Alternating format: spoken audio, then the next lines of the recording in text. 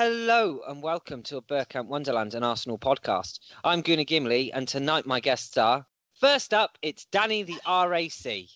RAC? Oh, actually, right. I will start you off by telling you what the first two letters of that are, and it is really annoying.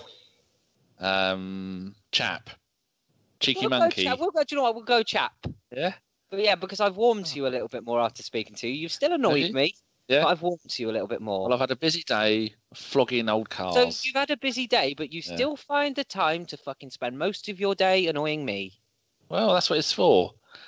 No, WhatsApp is not for annoying people. No, I turned my statuses off so when you could see I was last online because of you. Didn't even know you did that. I just look whether the blue double ticks have a look. blue Normally, or not. you look at the top. You see when someone was last online. I don't look at that. You can't see that now because I've turned it off. Because I don't look at it. I look at whether the double ticks have gone blue or not. It's a little bit important that on a podcast day, when Chaz Here we go. Chasing animals in the wild. Chaz has decided to go chasing animals around the forests of North London or wherever he lives. And then as we speak, hugging a chicken. And then I'm not sure who's on. Then Gav decides he's going to. Oh, I'm not telling you who else is on, but someone else decides he's free. And then last time we spoke to him, he kept us waiting for 15 minutes with shit internet. And then Tesco's were coming, and Seymour's here, and Sean's been a twat, and Tesco's came on time, and then someone come to buy the car. So terrible time of your day, you thought, I know what I'll do. I'm struggling for time. I'll just drop Gimli a message and annoy him. And I send them to Kate because Kate uses her phone like it's meant to. Yeah, because when I don't reply to you for 10 minutes, you send a message. 2 days. It wasn't 2 days. Well, we have got a guest on later who is going to back this up with how long it was between them messaging you and you messaging them back. Go on, introduce the guests. Okay. Next up, it's Welsh Justice himself. It's Jason Davey. Hello. Hello. I hear you had a worldly experience at the weekend. Dom was representing Australia. You were, of course, representing the lovely valleys of Wales. And Chris was representing Germany with his hair straighteners.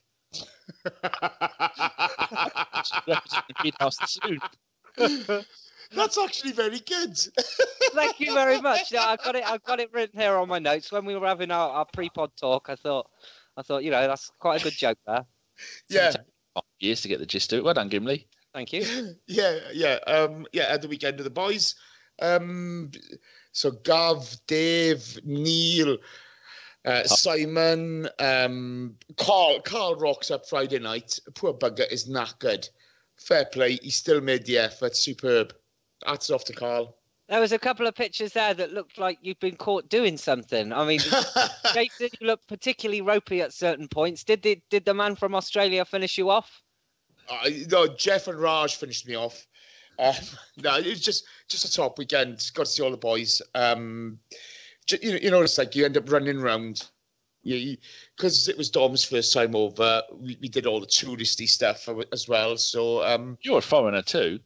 I am a foreigner. Damn right I am. Is it just me, or was every group photo I saw, Chris was doing his best to try and stand on something? Outside of Arsenal, he was standing on a curb. Another one, I think he was standing on a box. Can I imagine that? Was that what went down? No comment. That's yes. But let's put it like this, okay? He's just about taller than Alexis Sanchez. Did Chris suggest going to Hyde Park for any reason throughout the tour? Just so he's on a box? No. I'm not going down that road. I'm not going down the road. But crossing the road with these boys is dangerous business. I thought you were going to say embarrassing then. So do you hold the record, Jace, for meeting the most members of ABW? Because you've met Jeff, haven't you? You've met OG. I'm 5. And you've been and met Gimli. Yeah. No, let's get this straight. He didn't come and meet me. I had to get on the train and meet him. I'm right, you did. And I met Chaz on Saturday as well. I felt overwhelmingly let down by the overall experience because I expected more banter from you, Jace, to be quite honest. But I enjoyed the coffee. I couldn't rip into you. On Saturday, I was watching the game with Fifey's dad. Oh. I was Mr. Best Behaviour. Have you got one of those little books that you used to have when you were about 7 or 8, a little signature book, and you've got everyone that you've met to sign it? You could put that on eBay. Yeah. Okay, right. Then we'll move on. Our next guest, we tried to secure this man's services for deadline day, but we couldn't get the tech to work. So back again for another go. It's old pal Gav from She-War. Hello, Gav. How you doing? I'm doing very well, thank you very much. And it's nice to hear your wonderful internet and your sound quality. And for all the people that said it was shit, Danny, hey. Tell him about the DM, Gav. Look, I'm not going to get away. I'm not going to get in between you two lovers, all right? Let's just say, look, the internet was a bit ropey because for some reason, Google Chat or whatever you bloody call it don't seem to work on my laptop. And today, for some reason, it's a good Wi-Fi day. I've no idea why, no idea how. And yeah, Dan was right, mate. It took you nearly an hour to answer the simple question, what time tonight? I was down Tesco's. I mean, you nearly like answered me at 7:30. I mean, you might as well just answered now. I replied to your DM, but I didn't reply to the tweet. I might have favorited the tweet though, just to let you know that I was there. I had seen it. Get on with it. Right, okay, and our final guest, another old friend of the show, making his first appearance in God knows how long. Ladies and gentlemen, I introduce to you the one and only Tim Payton. Hello, Tim. Hello there, good evening. Good to be back. It's a pleasure to have you back. Thank you. We've tried hard to book you, but you're a busy man. I always feel like I get dragged out. It's a sign that Arsenal are in crisis, isn't it? It is every time we have you on. It's all going wrong. It's all gone a bit peak-tong. So we look forward to more moaning from you tonight, Tim. And I'm sure Gav will aid you with that. No end. Gav, you still Wenger out? Why would I change after 6 years? Fair enough. Okay, I'll ask you another one. Bit harder. Should we shoot more? Yeah. Not if it's Oxlade-Chamberlain. Gimli, we'll get on to him later. For the statisticians amongst them are counting how many appearances. This will be Tim's 12th appearance. He was on number 6, 10, 14, and the last one was 147. And this is 205 because he's been poached by another pod, haven't you, Tim? How many do I need for a testimonial? You get a 10. 15. Oh, maybe let's do it this season. Let's get that by the end of the season. They need to send you a golden set of headphones and mic. Oh. You'll find we have improved. It's less swearing in the new updated ABW. Is it? Yeah. When did that happen? I don't know, but we've got Gav on, so we might be backtracking. All right, then. We'll start then by going to Danny, who has all of the scores across the board and a loan watch. No, injury watch. Injury watch. No Okay. one gives a damn about our loan players anymore. Our injuries, we got the Cock, who didn't he? Was he right in front of you, Jace? I was looking at the pictures. Were you really close to the pitch? Yeah. So did you shout anything? Was it you throwing something at him that injured him? I can neither confirm nor deny this. But did you laugh when he injured himself? No, I felt awfully sorry for him. Liar. But Either way, he's out for He was a big prick when he threw his jersey on the floor. Oh, did he? I didn't see that. Yeah.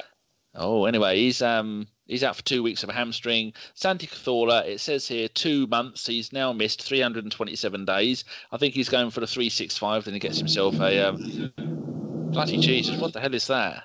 Da da da da da da da.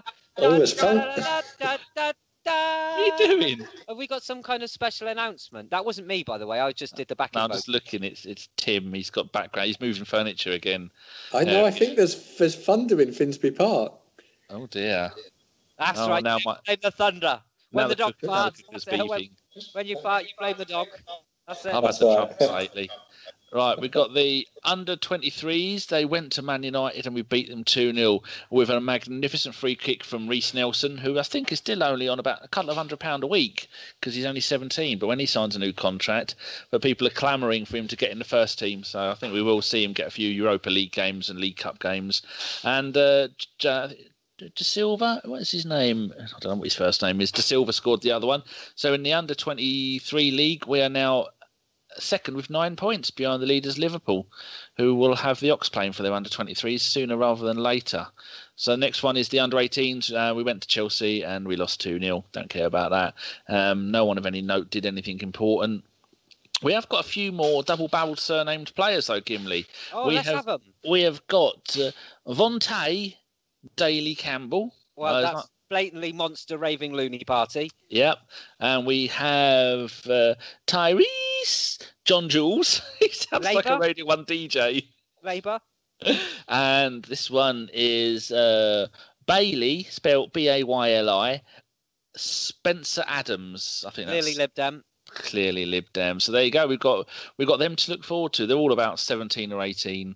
So hopefully they'll make the first team, and that's my dream. Have a first team of nothing but double-barreled surname. They're going I think you've been getting one of the players wrong, though, Danny. Am I?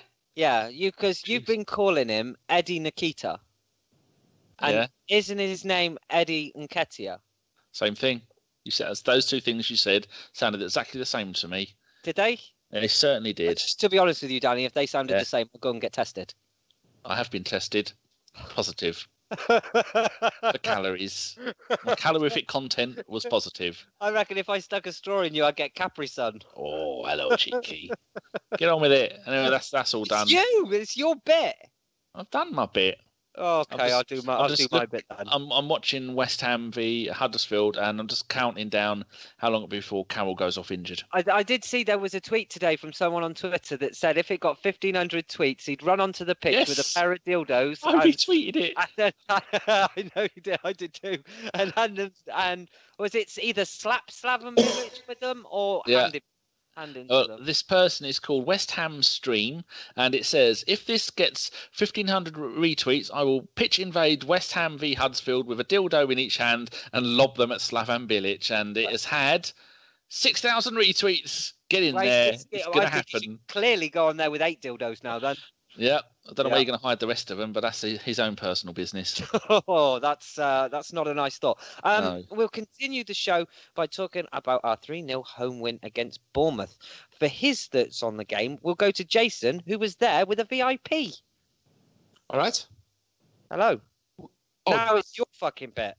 5-star. Yeah. Nice guy.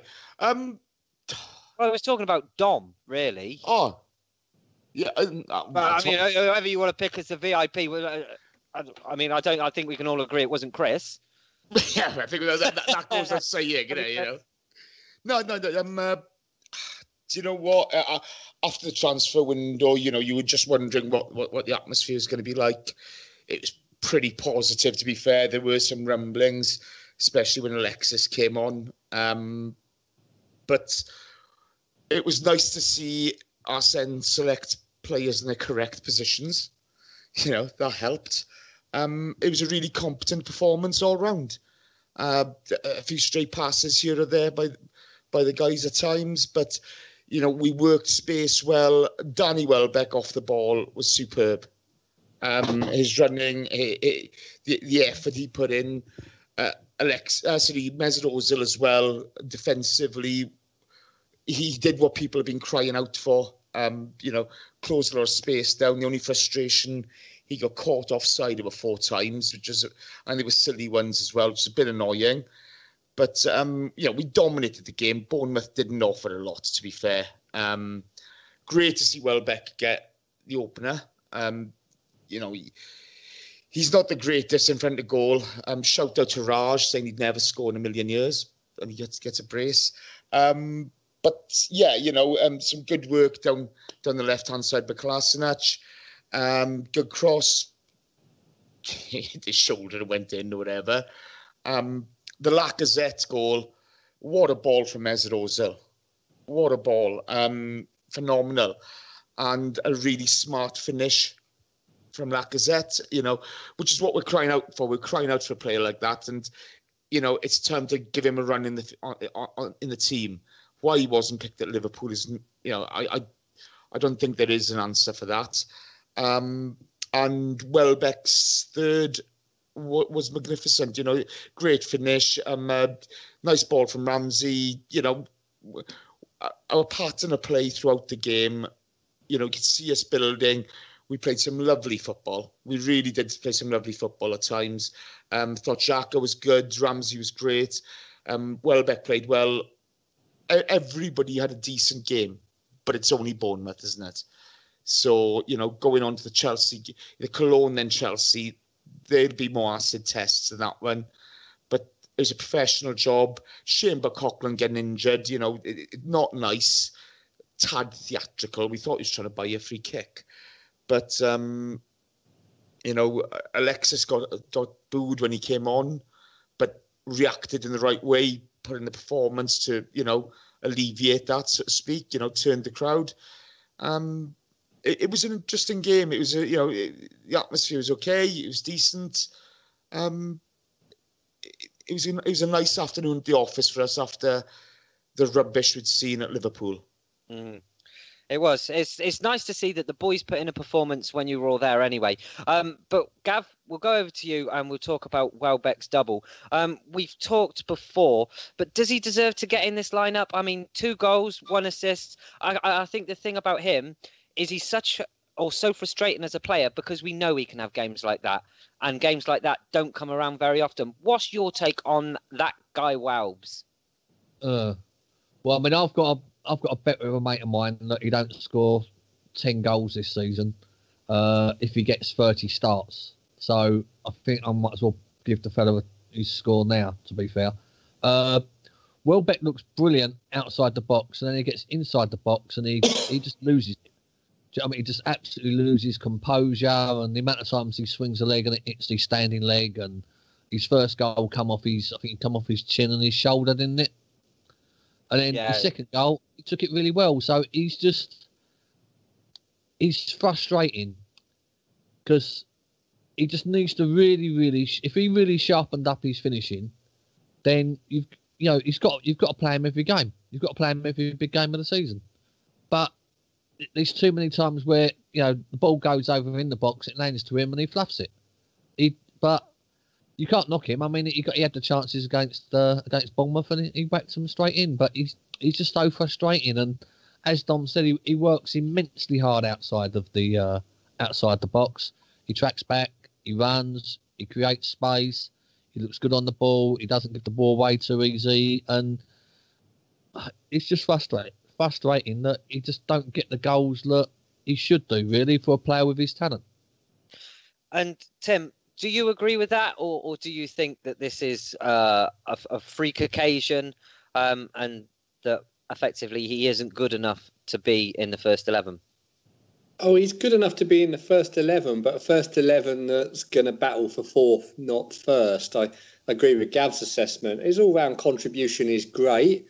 He did very well at the weekend, but he's just not a sharp enough striker, is he? He's just not in that world-class category of what you need if you want to be the very best. And I think that's going to be a big dilemma for us because we all love the attitude, we all love the contribution to the team, but I just think, over a season, 5 or 6 big games where the chance is missed, that's the difference of 10, 12 points, and that's kind of coming 4th, 5th, not first. And I think that is exactly where Welbeck sits within our team. And Danny, in a frustrating transfer window, do you think it's going to take a player like Danny Welbeck coming good and having 30 performances a season or good performances a season to be the difference between not finishing in the Champions League places and finishing there? Yeah, as long as he understands. I mean, no sane person could look at Welbeck and go, "You're a first-team starter ever." But he is on the verge. He's better than Walcott. I'd rather see him play than Walcott, but he's not as good as Sanchez. Well, the ones I'm going to list. I won't bother.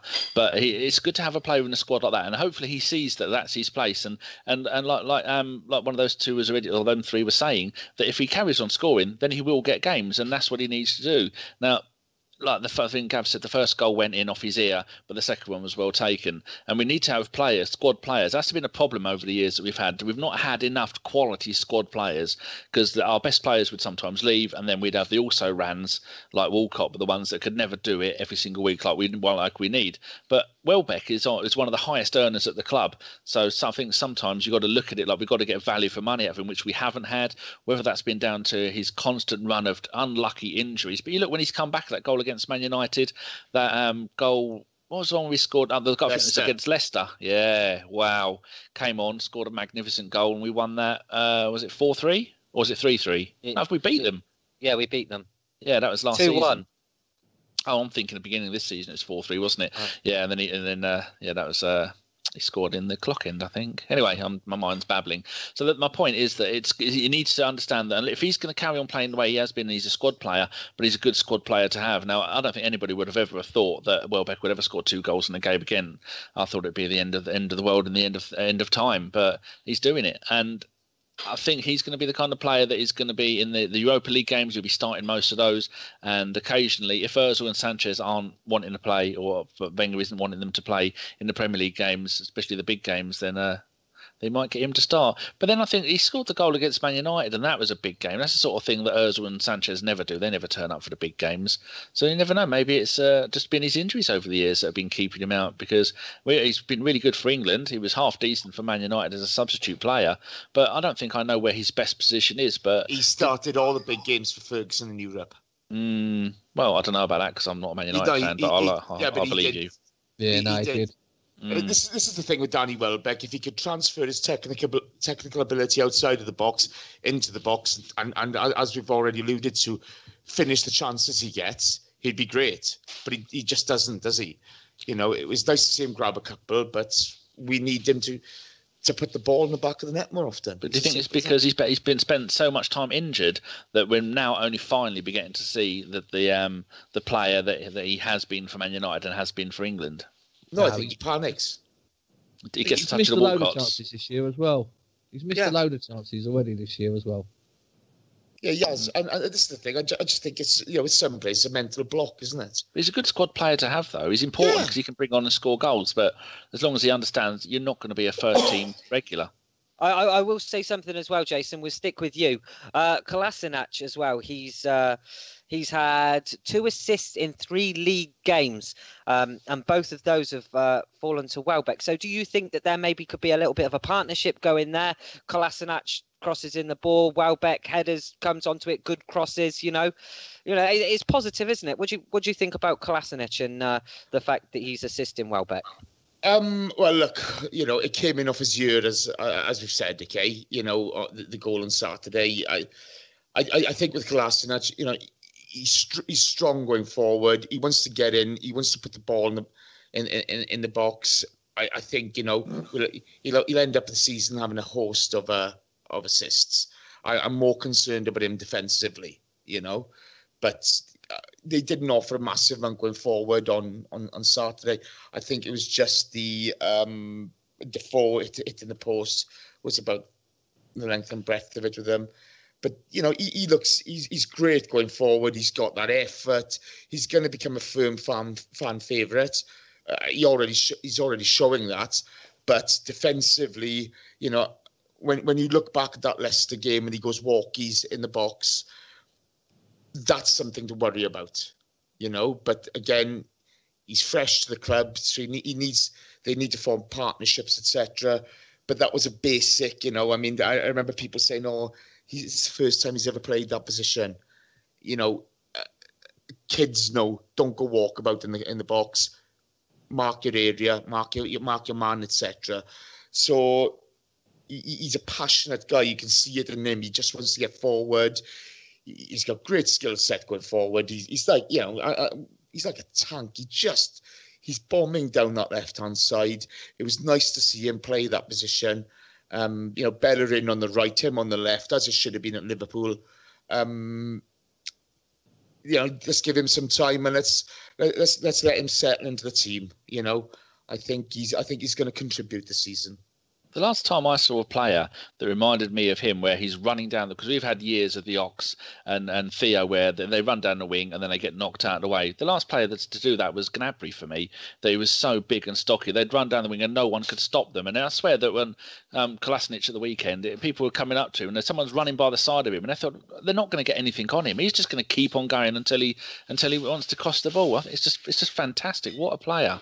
Makes me so happy. Lad. But what does this mean? Talking about Welbeck, what does this mean for Theo's future? Because Theo hasn't started a game yet, has he? And when he comes on, what does Wenger think his position is going to be? Because that boy's on 120 grand a week, and that's a lot of money for someone who's not even really getting sub games. Who cares? Gav, yeah. Gav, we'll go to you. You're someone who calls it like it is, and you can be critical of the players. What do you make of Kolasinac so far from what you've seen? Yeah, he's I think he's doing what he's doing what he should be doing. Do you know what I mean? He's gonna take a while to settle into the pace over here. The physical game of it, even though German players or players from Germany do tend to settle in a little bit quicker than anywhere else. But he just needs the game time and he needs the practice. And you've got to really understand the fact that until he's properly settled, he's going to make the odd mistake. He's going to be in the wrong position. But that's where you need stronger, mature and decent captaincy to give him a nudge in the right direction. And, obviously that's been a bit of a downfall for ours for quite some years now, hasn't it, really? Do you know what I mean? But he just needs a little bit of guidance, really. Do you know what I mean? But at home, playing left wing back, against a team that if they don't get relegated, they're not going to be far off relegation. Playing left wing back, he's literally perfect. You couldn't really have done anything wrong, really. And Tim, he linked up well down on that left side, didn't he? It was really nice to see some attacking play coming from our wing backs. Yeah, I think that's a good, solid signing. You always got to give him time, but he looks composed and ready for it. Yeah, he's clearly got the build and the frame, and he's added something already to the side. What we got to keep an eye out for is how well he becomes part of a defensive unit, challenge not just for him, but all of them, and the system that the manager is going to put together for the bigger games. But at the moment, it's an encouraging start.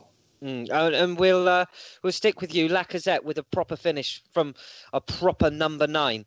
He's had an impressive start to his Arsenal career, hasn't he, Tim? What do you make of him? It's a good signing. It's interesting, isn't it?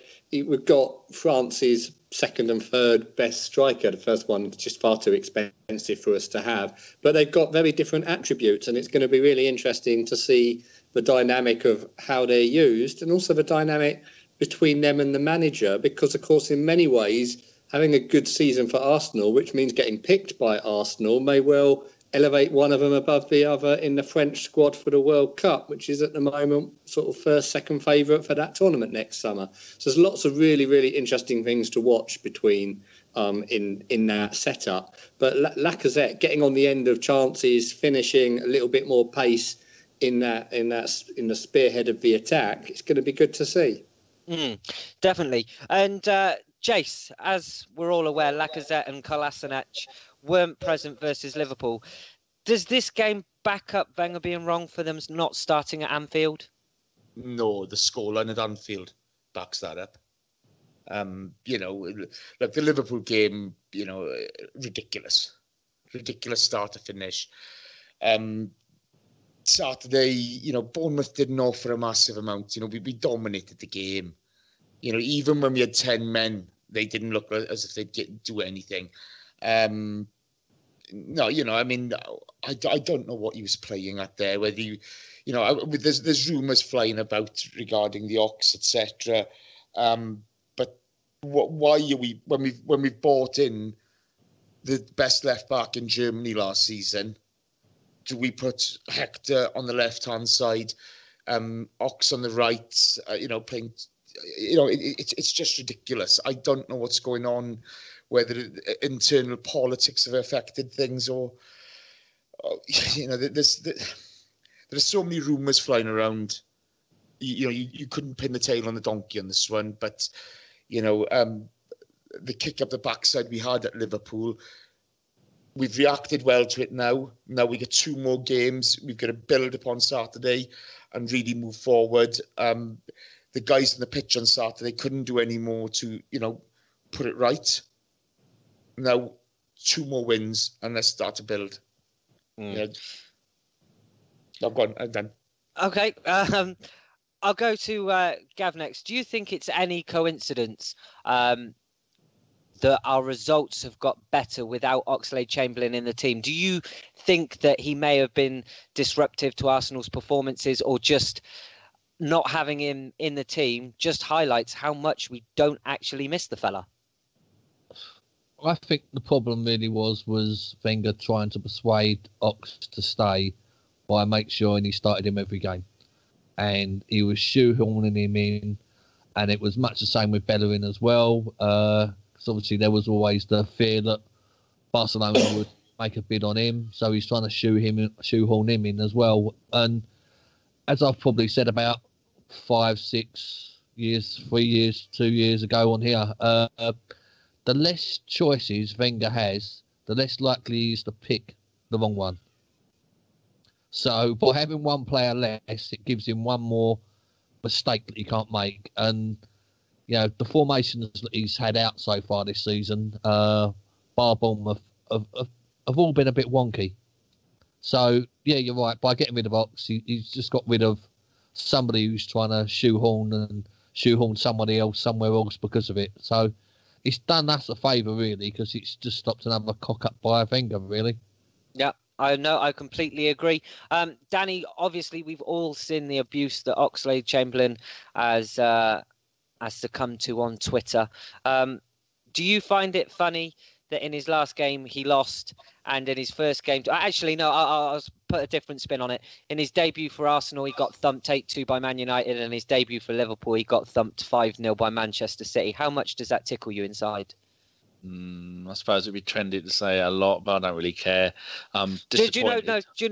With him, do you know why it tickles me inside? For the simple fact that he came out before the game and he said, "Oh, we had a good win against Arsenal in our last game," and I thought to myself, "You were the fucking idiot that was half the problem." I'm not going to swear because Tim's here and we're the new improved Bergkamp Wonderland podcast. But yeah, sorry, Danny, I cut you off. Carry on.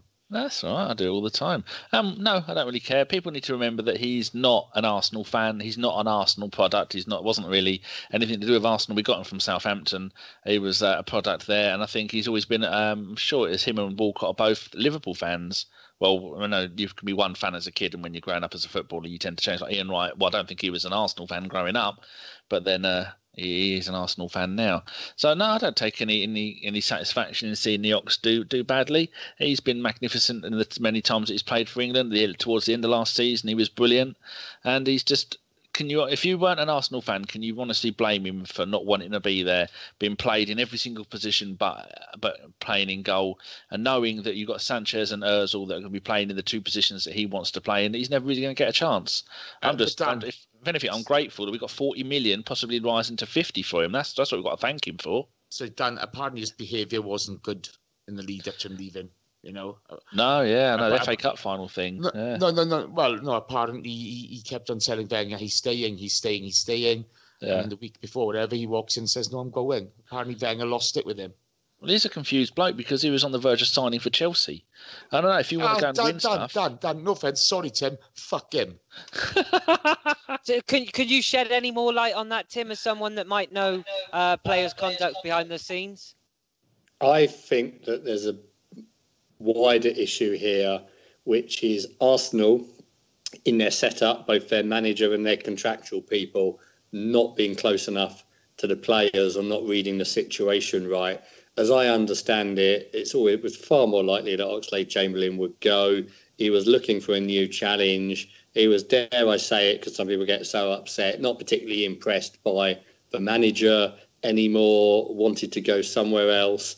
And I think this view, he'll stay because we'll tell him to stay and tell him it's really good here and throw quite a lot of money at him. They just totally misread how he was thinking and what he wanted to do, and actually undermine themselves. It doesn't matter so much that they undermine themselves with us by coming out with all that, he's going to be the future of the squad, I'm going to play him in the first 3 games so that, he feels loved and so on. It undermines Wenger with all the other players because they realise that he doesn't cut it anymore, or he's not making offers to them that they'll stay or being persuasive of them.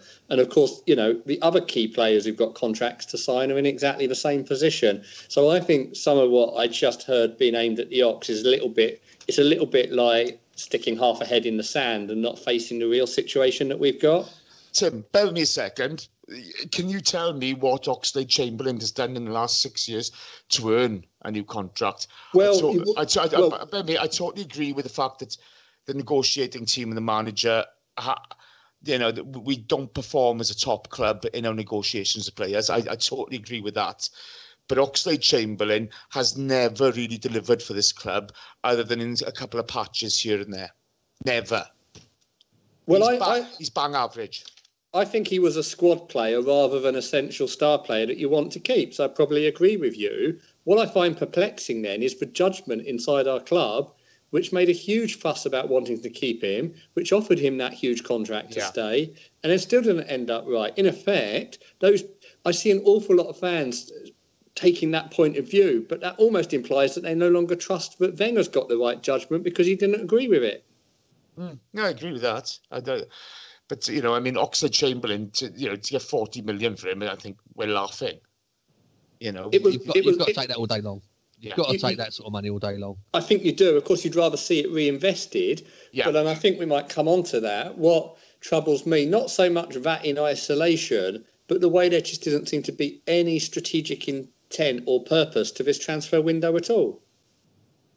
No, I totally agree with that. We said that on the transfer deadline day pod. And to the extent that you had the ridiculous situation, I think the entire squad knew that the Ox wanted to go and was off. So when he gets picked at Liverpool, that adds to a body language and a demeanour that we see from all of them, which is kind of like, what the... I'm not allowed to swear anymore, am I? You geared up for this one. No, I'm joking. But you know what I mean? They're all thinking, what on earth is going on? This player's not happy here. We know he's going to go in the next few days because he's not signing and the other clubs are coming in. And then he's put out at Anfield. I mean, it does show a very muddled setup at the club. Yeah. And we'll go to Gav as well. Gav, we've talked about Oxlade-Chamberlain there. We had a ripple of boos for Alexis Sanchez at the weekend. In your opinion, is that right or wrong? I ran a poll yesterday, right? Whether it was right or wrong to boo Alexis, because to be honest with you, I'm kind of getting splinters on my arse over this one. But I think it was something like 76% said it was wrong and 24% said it was right to boo him. Now, I feel that with the whole Alexis issue, Wenger's fucked it up. He's messed this right up. You shouldn't allow one of the best players in the league to get down to his last year of contract. I was led to believe through something that I heard from a friend that he would have signed a new deal if we'd got a new manager in. Look, he's perfectly happy with where he lives. He likes Arsenal. He likes the club, etc., etc. He likes where his dogs can go for a walk, whatever, right?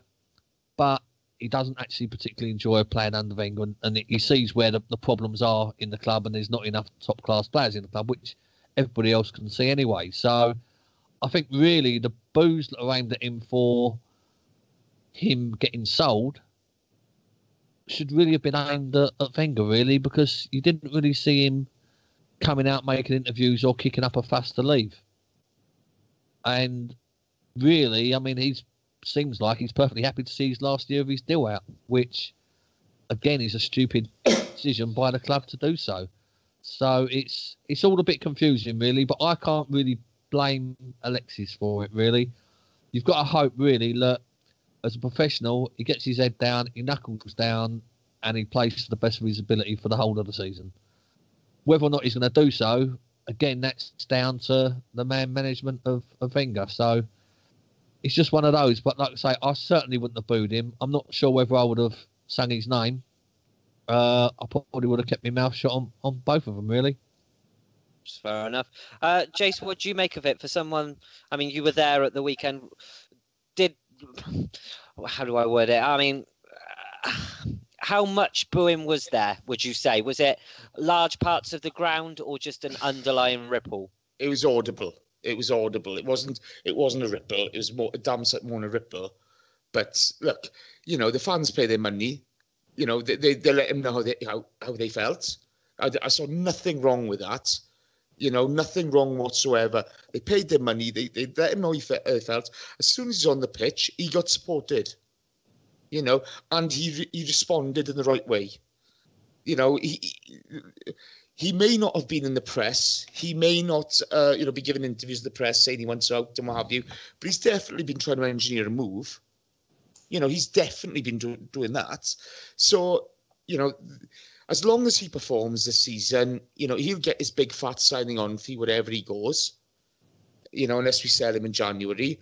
And that's the way it is. There's no difference here to the Atlanta situation or anything else. It's a difficult one. If he performs this season and we win something, great. If he doesn't perform, he's going to get to know about it. the fans will be on his back, and rightfully so. But, you know, he responded in exactly the right way, to be fair to him. And it wasn't vicious either. It was more a case of the crowd let him know how they felt. And it wasn't nasty. You know, for all the... Sometimes we make too big a deal out of it, don't we? You know? If it's our favourite player or something, you know, we get offended by it. You know, we've seen far worse at the Emirates. Far, far worse. So there's nothing wrong with it. Sorry to butt in. Am I right in saying that in January he can sign a pre-contract deal with anybody else? No. Not in the Premier League. Yeah. So he could sign. He could sign for a Spanish team or something. Yes. Bayern, whatever. Yeah. Okay.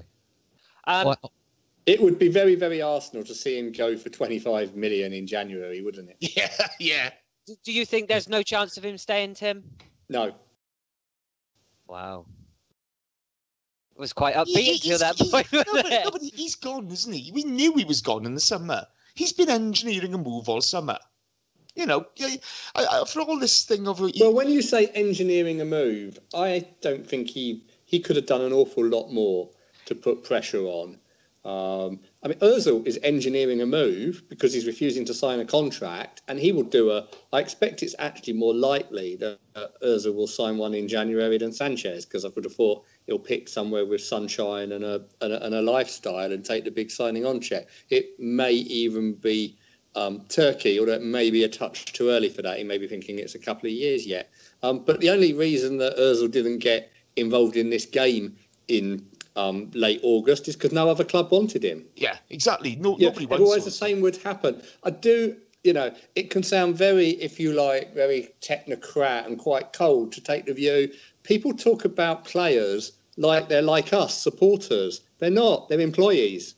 They're mercenaries. There's nothing wrong with it. They're working for the best wage they can get, and then they're looking like all of us. If you've got to get out there and do a job, do you like the boss? You know, is there a bit of glory or a bit more fun, or the job interesting? That's like Champions League. That's like how big is the village you get to live in. That's like how many days does the sun shine. They don't, all this stuff about, them thinking about the club or what they owe back or the fans singing their names. They don't think like that. They're out there doing a job. If someone came in and offered us double the money to change what we're doing, we'd all go and do it tomorrow. No matter how loyal we felt to the current place we are, you've got to realise that almost without exception, they're mercenaries in coming to us. Lacazette is a mercenary. Hasn't he got a contract with Lyon? You know, what did Kozelniak did? He let a contract run down in Germany so he could come for free. You know, it's not something to particularly criticise them for. You just got to kind of accept it. And particularly in the modern world with Bosman and the foreigners coming in and out where there's no tie, it's not maybe like the Arsenal that we grew up with, where a few of them were Islington boys or had been in the academy for a while and there was more of a bond there. It's just a transactional relationship based on employment. I mean, that's when you look at it like that, Tim raises a very, very good point. What do you think about it, Danny? I'm eating chicken and drinking cider. I don't care. Cider? I hope. Well, everyone's gone mental this summer. Me and Steve are working on something where we're going to do. I'm just going to record it, and he's going to talk about the finances at the club and the wages and why it's all happened. But if people think next summer, unless we get in the Champions League, if people think that next summer is going to be any different to the summer that just gone, we're not going to re-sign Ozil and Sanchez on 140 grand each a week, because that's 280 grand, and that will go and buy. We're really looking in the market for players that are 80,000-90,000 pound a week, so they're not going to re-sign either of those two, and I don't want them to re-sign either of them. I like Sanchez. I've given up with Ozil because Ozil just wanders around the pitch. A player of Ozil's quality, as we saw for Germany in midweek, Ozil should be running, dictating every single Arsenal game, and he doesn't. He goes missing in all the big games, but we're not here to moan about Ozil. But next summer is going to be an absolute shitstorm if we don't get into the Champions League. I don't want us to get into the Champions League. I want us to poison the well so that Fat Stan leaves. Not Fat Stan, is it? He's Silent not leaving. Stan. I'll tell you, if we get relegated, he will. No, he won't. The value of this club will start dropping. Come on. Right, let's stop talking this nonsense, boys. I'm not talking nonsense. I'm talking truths. You can't handle the truth. Behave. Yes, No. Dan, you're right, mate. I mean, on top of that, come the end of, we've got Sanchez and Ozil that are on their last year of their contracts, right? Yep. at the end of this season, you're then going to have Santi, if we ever see him again. Right? Nope, Santi's done. But like I say, he will be on his last year. Wilkes will be on his last year. This is Santi's last year. Joel Campbell, Mertesack's retiring. Mustafi wants to leave. Bellerin has been flirting as well. Bellerin is only Peter Cech will be about 60. Right? Ospina is about 5'2".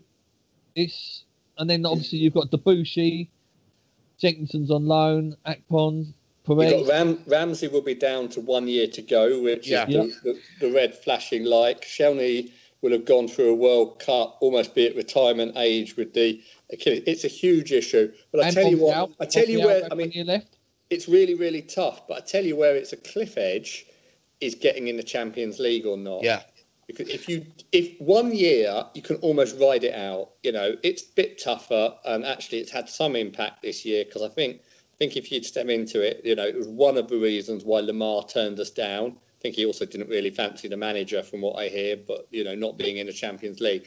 But if it's 2 years in a row and you've got to replace Sanchez, Ozil and some of the other characters just mentioned, and you can't offer Champions League football, then you've got a really tough job. Then it really is difficult. The problem is, though, with the stadium, with the way modern football is now, really struggling for Arsenal is like coming 12th, which I don't rule out that you could end up doing that, but it's not enough to get rid of Stan Kroenke. I think if that's your hope, you're kind of heading at it the wrong way, because he'll just bunker down, and hope that, a new guy will come in. You'll get someone like when George Graham first arrived, like when Wenger first arrived, who can pick it up. The real fear for Arsenal, I think, is that they slip into 3 or 4 years of coming 5th or 6th, and then it's very, very difficult under the current ownership approach to get back into what you might call top Champions League club rather than best of the rest. Well, I mean, that's the point. I mean, that's what we'll find out once Wenger goes. We'll find out whether a new manager comes in and does spend every available penny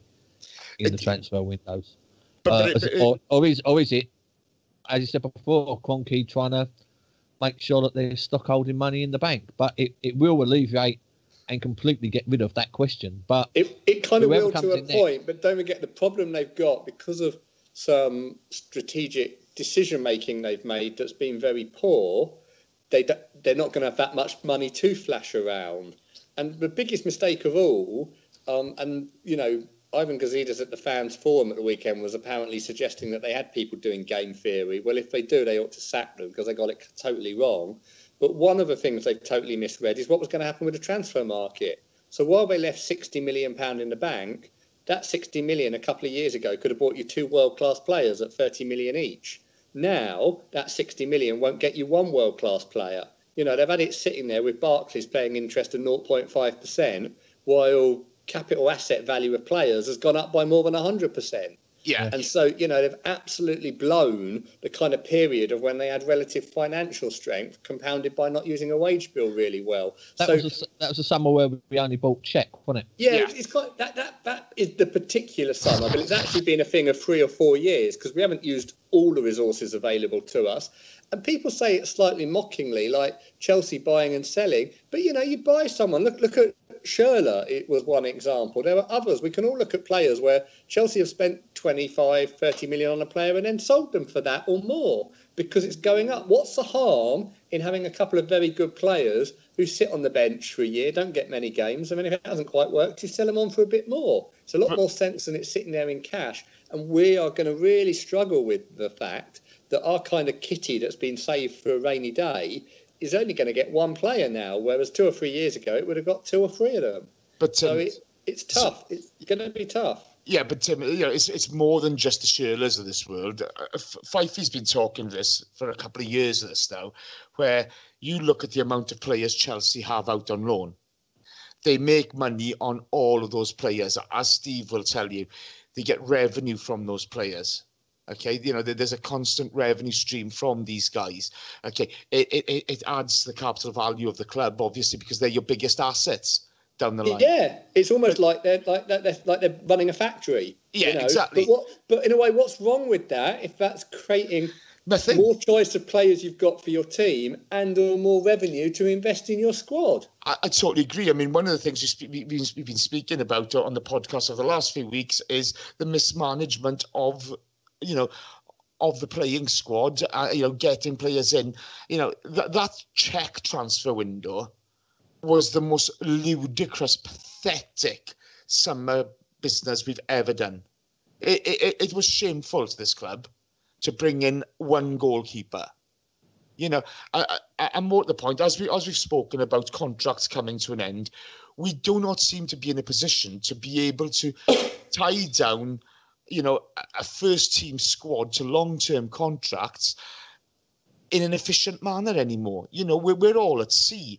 And this just isn't down to Arsene Wenger alone. This is down to the club as a whole. Somebody said to me in the weekend, one of the guys said, and I'm not going to mention his name, but he knows who he is. But he said, was it Chris? No, shut up. Was it Raj? Was it Jeff? No. Was it Dom? Was it Dom? No. Was it you? You trying to fool us by saying it was yourself? No, it definitely wasn't me, but it really gave me pause for thought. Was it?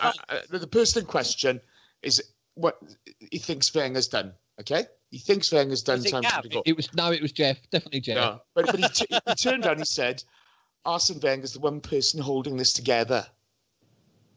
There are deeper problems at this club than just Arsene Wenger. We spoke about in the transfer deadline day business. Ivan Gazidis has been there 9 years and hasn't been able to influence Arsene Wenger. We've got a board who have little to no football knowledge. There are people coming in now like Burgess from AFL as a high performance director. He knows his stuff. That guy knows his stuff. But there are many more people like that needed to come in. Thank God Dick Law's going. That's all I've got to say is thank God Dick Law's going. But you need to bring in the Monchi characters. We need to have structures in the club to take us forward, to put a stop to this stagnation we've got going on. Because it's not good. It's not good. And when, we did the tourist thing on the weekend.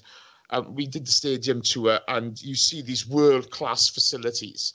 And we seem to have world-class facilities, but not world-class people in place. But here you go as well, Jace. I think it was Sir Chips as well said this week that he preferred horse racing over football. And it's like, okay, so what the fuck are you doing at Arsenal then? Do you know what I mean? He's getting a nice lunch and he's getting some free tickets. And I think let me come in here because I've been watching this very closely, what's going on at the club, and it's correct, but it's hard to tell about whether if and when Wenger moves on, whether there's actually not a bad structure there. But the issue is that he's just bunkered in, so powerful, and while you've got that situation, you end up with two clubs within one. And when he went, you'd have a chief executive who'd generally be in control of his manager. He'd get his director of football in, and you'd get the more modern corrective structure, and things would basically improve. And I think there could be a lot to that. The reason that Arsene Wenger took so long to sign his contract and agree to stay, well, it got very messy in the final few weeks because I think some of the board decided, no, this is enough, we want a change.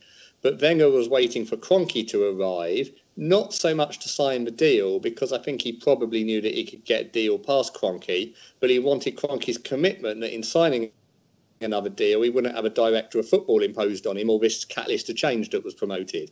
So that's how bad it is that you're waiting for one of his 2 or 3 visits a year, and the manager uses it as the opportunity to reassert his influence, which I think partly explains why you saw not a very good transfer window. There's a terrible dynamic in the club now. I think whether or not Chips Keswick is the right person or not, I'm pretty sure I'd nail my colours to saying that Chips Keswick was of the view that Arsene Wenger should have been the final contract this year.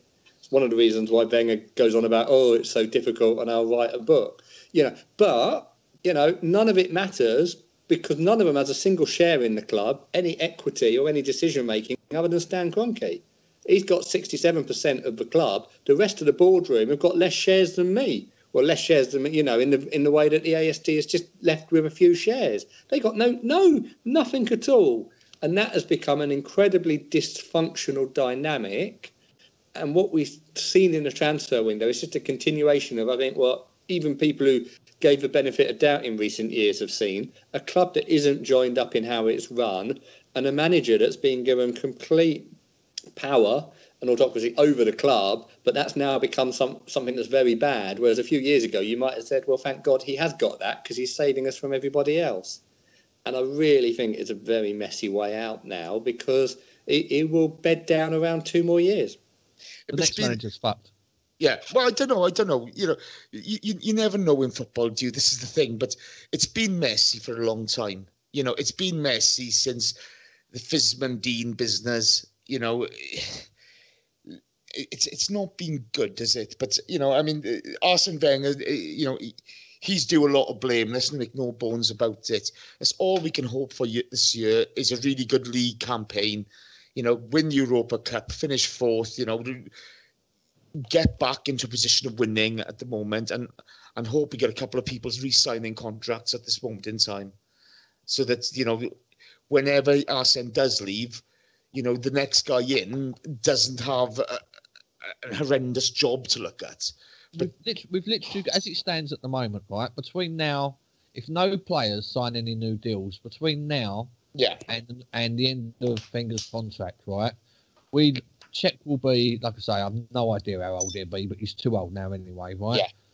We'd lose Koscielny, Monreal, Czech, Mustafi wants away, Bellerin's flitted with moving away, Jack would have gone, I think Cochrane's probably up by then, Perez wants to go, Alexis, Ozil. We're literally looking at in under 2 years. We're looking at literally losing about 8 of our current first team players. Okay, Gav, and I'll come back on that, and I'll say Jack has played 140 league games in the last 9 years, so that's hardly a loss. Okay, no matter how many people want to say it is. Okay, it's hardly a loss. Perez has hardly played any league games.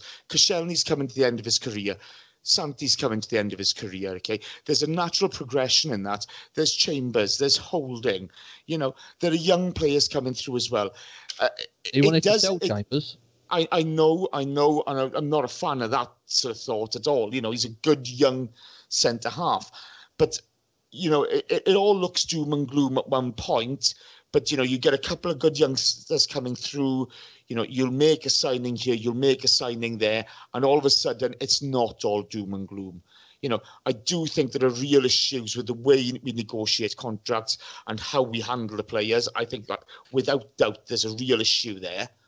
But, you know, let's be fair, boys, okay, you know, there are 2 sides to every coin, you know. Oxlade-Chamberlain's gone, good. He never contributed anything. When Theo Walcott goes... last season he contributed 19 goals, his best season ever for us, but nothing much more than that. You know, there's a lot of these guys here at this club at the moment earning way too much money for not delivering on a regular basis. Yeah, well, I agree with you. The problem is, though, is we're looking at replacing at the moment about 8 first-team regulars in 3 transfer windows.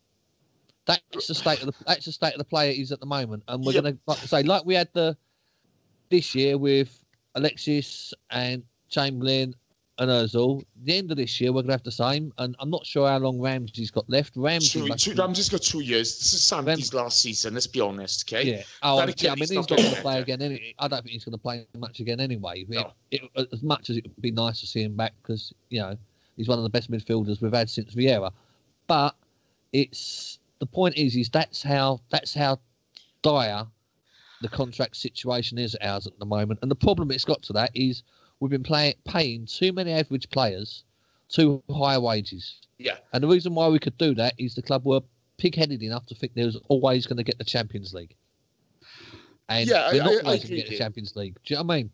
We're not. I agree with you, but it is like I say, no matter how you look at it, we needed another 2 signings this summer, which we didn't get. Totally agree with needed 2, right? And we've got, like I say, the drastic problem is we know how bad and how long it takes Wenger to actually, you know, get in a decent keeper. And I mean, he's only ever signed one decent keeper, and that was Lehmann. But it's, you know, he's got to get a new keeper in. But he's got to get. Yeah, exactly. It's like I say, look, there's no way of putting a bright spin on the amount of players that we've got on contracts in under 2 years. And the other thing you've got with that, if 3 people sign before Christmas, okay, right, all of a sudden the complexion is different. They're not going to know. You don't know that, and I don't know that. Here's one for you then, right? Okay. Would you sign for a club? Would you sign a long-term deal for a club where you know the manager has got 18 months left on his contract and then he's going to leave? Yes, because players do it all the time. As Tim said, if we offer enough money, etc., we're the 6th or 7th biggest club in the world. Okay, let's not do ourselves down either. We're still the 6th or 7th biggest in the country. Oh, come on, Gav. Okay, you look at the Deloitte figures every year. We're up there, and as long as we pay more money than majority of clubs. I had a spud taxi driver bemoaning about Daniel Levy on the weekend. Okay, they spent more this summer. Gav, I know they have. Okay, I'm not happy with the transfer window. I'm not happy with it at all. But let's bring a bit of realism to this, okay? A couple of good signings, okay, and we're on. That's all we need, okay? Do I trust Arsene Wenger? That's a different question. But it's not all doom and gloom. A couple of these guys resign, and we are golden, okay? We can build and move forward. Yes, losing Alexis, losing Ozil are going to be big losses for us. They are. But, Koscielny, Santi Cazorla, Per Mertesacker, these are natural. It's a natural coming to an end of their careers. And Czech. And Czech, yes, absolutely. Gav. And Monreal. Well, yeah, but not being funny, we've got Kolasinac there, okay? We'll bring through somebody else. There's good young talent at the club as well. You understand what I'm saying, though, don't you, Jay? You understand the fact that Gav, literally 8 of our first team players have got, as it stands at the moment, unless they sign a new deal, 8 of them will be gone in under 2 years. Yeah, but that is a big lump when you remember. Look, Wenger says the ideal number of players to bring in any summer is 3. Yeah, and he bought. So, and he's got to bring in 5 the year before, and so I do agree with you. Okay, I do agree it is an issue for us. Okay, but a lot of those guys, I bet you 4 of them signed up before Christmas. Who? Who, Jace? Oh, who? Well, I don't know what they're doing there, okay? But my point is, we're not going to let it get down. We're not, it would be utter incompetence for us to let it get down to the number of players and 1 year left as it is now, okay? Your Ramses will re-sign. Does Jack Wilshere get a new contract now? No, he doesn't. Does Santi Cazorla get a new contract now? No, he doesn't. Lauren Koscielny, you've got to look at this Achilles issue. You can't paint it all doom and gloom all the time, boys. Right? I'm just trying to give a balanced viewpoint here. Right? And we can wait until Christmas and look at it from there. Okay? Because none of us know what's going to happen. We can all presume we know what's going to happen, and we can make our own judgments, and that's fair enough. But I'm not going to stand here and say, the world's coming to an end. I don't believe that. Do I believe there are issues that need to be addressed drastically? Yes, I do. I'm not happy with what's gone on this summer. I don't know how many times I've said it on this podcast. You can listen back to the Leicester game radio show. I made my point quite clearly there and then. I made my point quite clearly on the transfer deadline day pod. I'm not going to bullshit anybody and pretend it's a bed of roses, but I'm not going to stick the knife in when it's not when the time's not right, lads. That we have to bring some semblance of reality to where we are at the moment. What? Hopefully you're right, and that what you're saying is what we all want. But isn't it that they're saying that the sign of madness is doing the same thing over and over and expecting different results? Danny, I said that on the Leicester show. Okay, yeah, I got told by people. Okay, I don't know how transfers work. Bollocks! I do understand how transfers work. We've heard enough. This thing about Lamar not signing for us because of the manager. Well, there are very different rumours coming from the people who know French football. Okay, we did screw up that signing, no doubt we did. It wasn't just because of Arsene Wenger, right? How we look at this going forward is what worries me, okay? If we can put the right procedures in place, get the guys we want signed up, then great. But, you know, if people are thinking, oh, we need to re-sign Jack Wilshere, poof, that's he's got a big season coming up. And I would love to see him do well and earn a new contract. I'd love it. I think the problem that you got there, Jace, is that you look at something and its track record or its history, and if you're telling me that those players are going to sign and we're going to be all right, I'm looking at track records and histories and I'm going, no, it won't. We've all been led to believe this catalyst for change. What's changed? Nothing's changed. Nothing has changed. They've all said about how letting Ozil and Sanchez run down has been a mistake. He came out and he said it wasn't. It's going to become a thing. So does that tell you that he's going to start signing players, or these players are going to resign? He's covering his ass for the future when all of these players go, do you know what? Love Arsenal Football Club. Hate the way it's run and it's managed. I'm off. But let's get something straight, okay? Right? We're all going on rumour and what we hear, okay? Let's wait until Christmas and see what goes on from there. I'd argue with you there and say that, judging on past transfer windows, we're working off a fact. No, look, you're going off history, okay? What's going to happen between now and Christmas, we do not know. There's surely, Ivan Gazidis, the CEO of this club, he must be looking at, the names coming up at 2 years down, saying, right, we have to do something.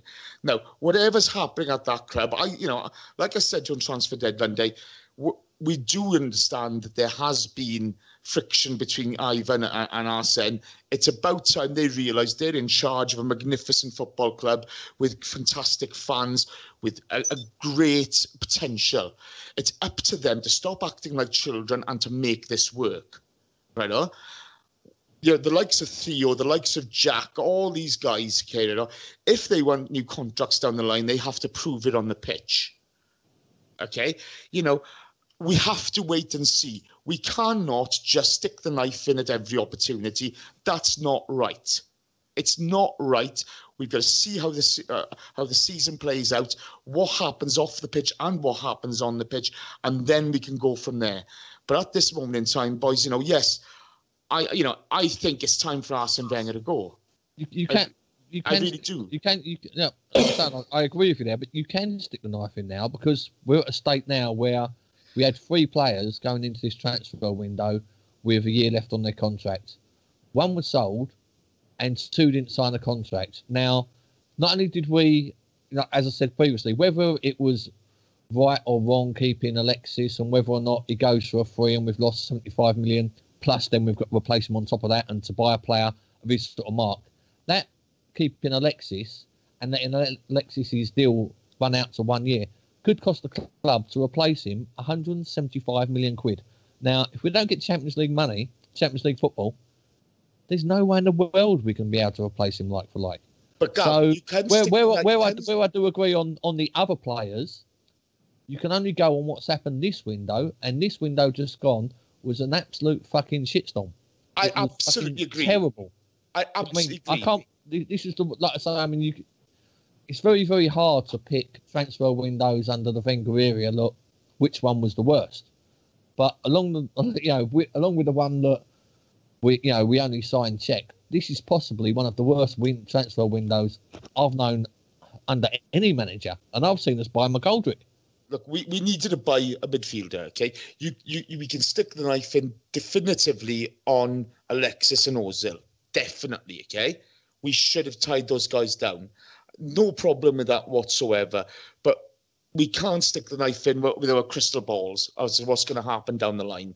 Okay, let's wait and see. Hopefully, lessons have been learned. Do I have faith in it? I'm not sure. But let's wait and see. I'm not going to kick the club at every opportunity here, boys. I'm not, okay? But on what's gone on, I with Ozil and Alexis, I think, I got no problem with giving them grief for that. Okay. Thank you very much for the discussion, boys. Scintillating as ever. Danny, if we go over to you and the listener questions, we've been going about an hour and 10 minutes, so we've got about 20 minutes to wrap this up. Have you got to get down Asda and do some shoplifting again? No, I haven't. I have got to have dinner. but I haven't got to go anywhere. Dinner I've just eaten mine. Have you? Was Yes. that where the silence was? Yeah, jacket potato and a bottle of Old Malt cider. Beautiful. I feel a bit pissed. I don't start anything or I'll fucking have you. You got to read the questions. When now. did you This is start gonna be drinking interesting. then? I've always drank. I just don't drink a lot. Maybe that's the last time I had any alcohol was probably 2-3 weeks ago. I only have one bottle at a time. I've had to leave half this because I feel a bit dizzy at the moment. Here you go, Danny. Next time you think about texting me on a Monday, have a can of cider. Then I might get angry. Throw it at you. Right, the listeners are obviously listening to what Jason was saying, what Gav was saying. I'm sure me and Tim and Gimli could all talk for another 2 hours about that a lot, but we have got to get on with the show, haven't we, Gimli? Yes, we have. Okay, right. As Tim's been a bit quiet, people are writing in the window. Just Gav and Jason hugging. Right, it's one for you, Tim, from Brian Gibbons. He says, do you think Wenger should stick with 3 at the back for the Chelsea game on Sunday? Oh, gosh, that's a technical one. I think the problem there is more about what you do in the midfield to protect the defence. I don't think it matters whether you have 3 at the back or whether you revert to the other system. If you've put Xhaka and Ramsey in there, you're not providing the defensive shield needed. Xhaka, lovely player to watch when there's space and time. But, look at the player that's on the other side, a player like Kante.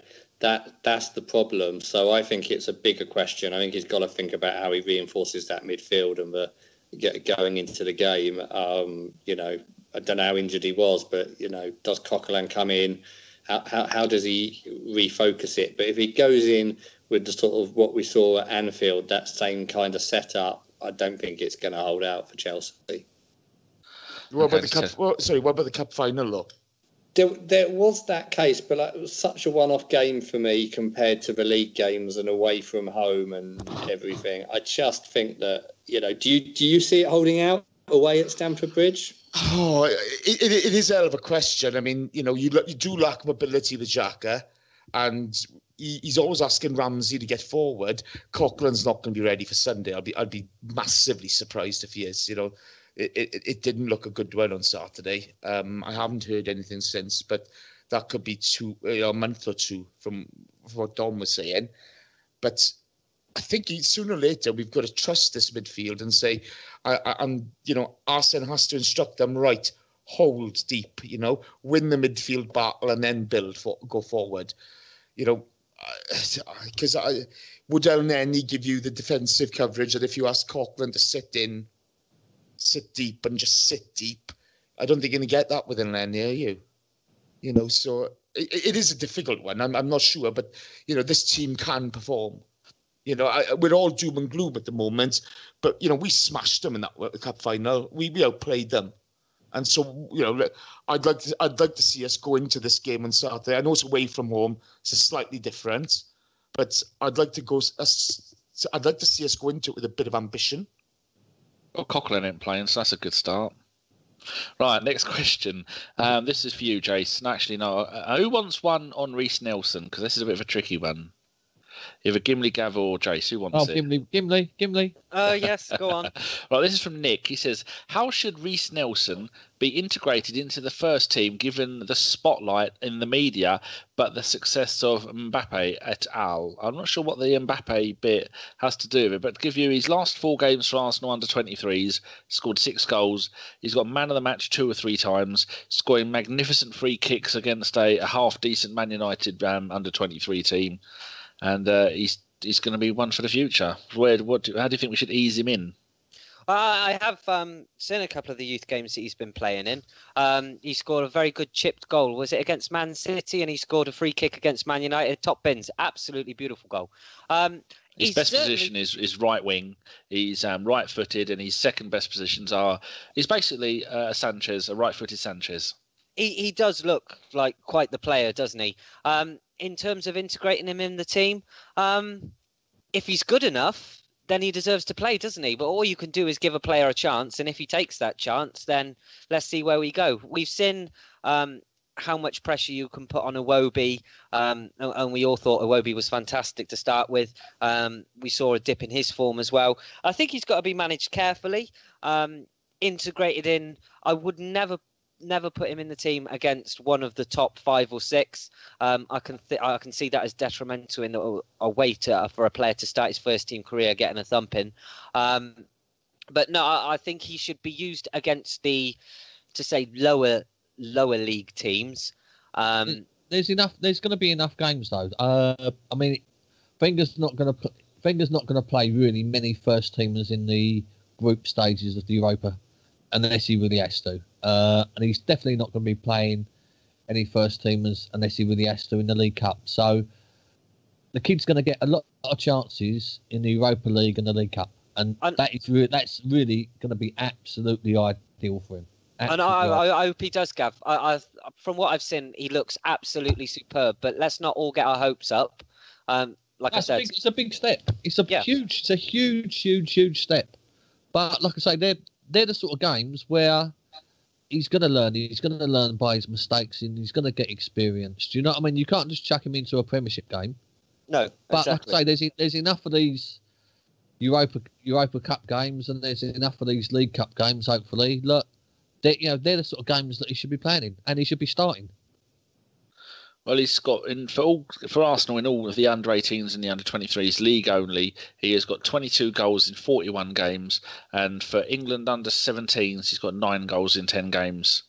So I think we just sign him up to a 10-year contract now. He is linking up with Eddie Nketiah very well. Nikita. Yeah, that's the one. In the under-23s, is it? And they're both only 17 still. Unreal. They look magnificent. They do. Right. Our next question is going to be from Kyle Palmer. Actually, it's Kyle Palmer, Bobby Check Your Booty, and S.A. Agboye. I think I might have got that.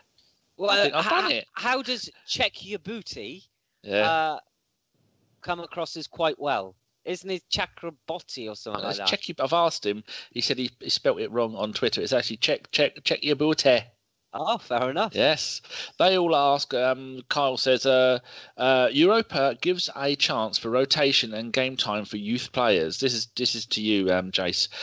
What is your team for Cologne given Chelsea is 3 days later, along with those Bobby and SA say, with Chelsea in mind, what will be the lineup for the Podolski derby? If people didn't know, twice he's signed for Cologne, and he's having a shit time in Japan with Vissed Kobe, and I reckon he'll be back at Cologne because they're rock bottom of the Bundesliga. Jace, go. Funny enough, Luke Miller was tweeting with us earlier on. I was chatting with him with it, and his team for Cologne I really like the look of, and he's going Holding, Pear, and Monreal as the back three. Would want Chambers in there if he's fit, but there's a doubt over his fitness. Will we play a goalkeeper? Ospina. Oh, good. No neck bin man. So if it's Chambers, Pear, and Holding, he's gone Ashley, Maitland, and Niles, Elneny. He's gone Xhaka.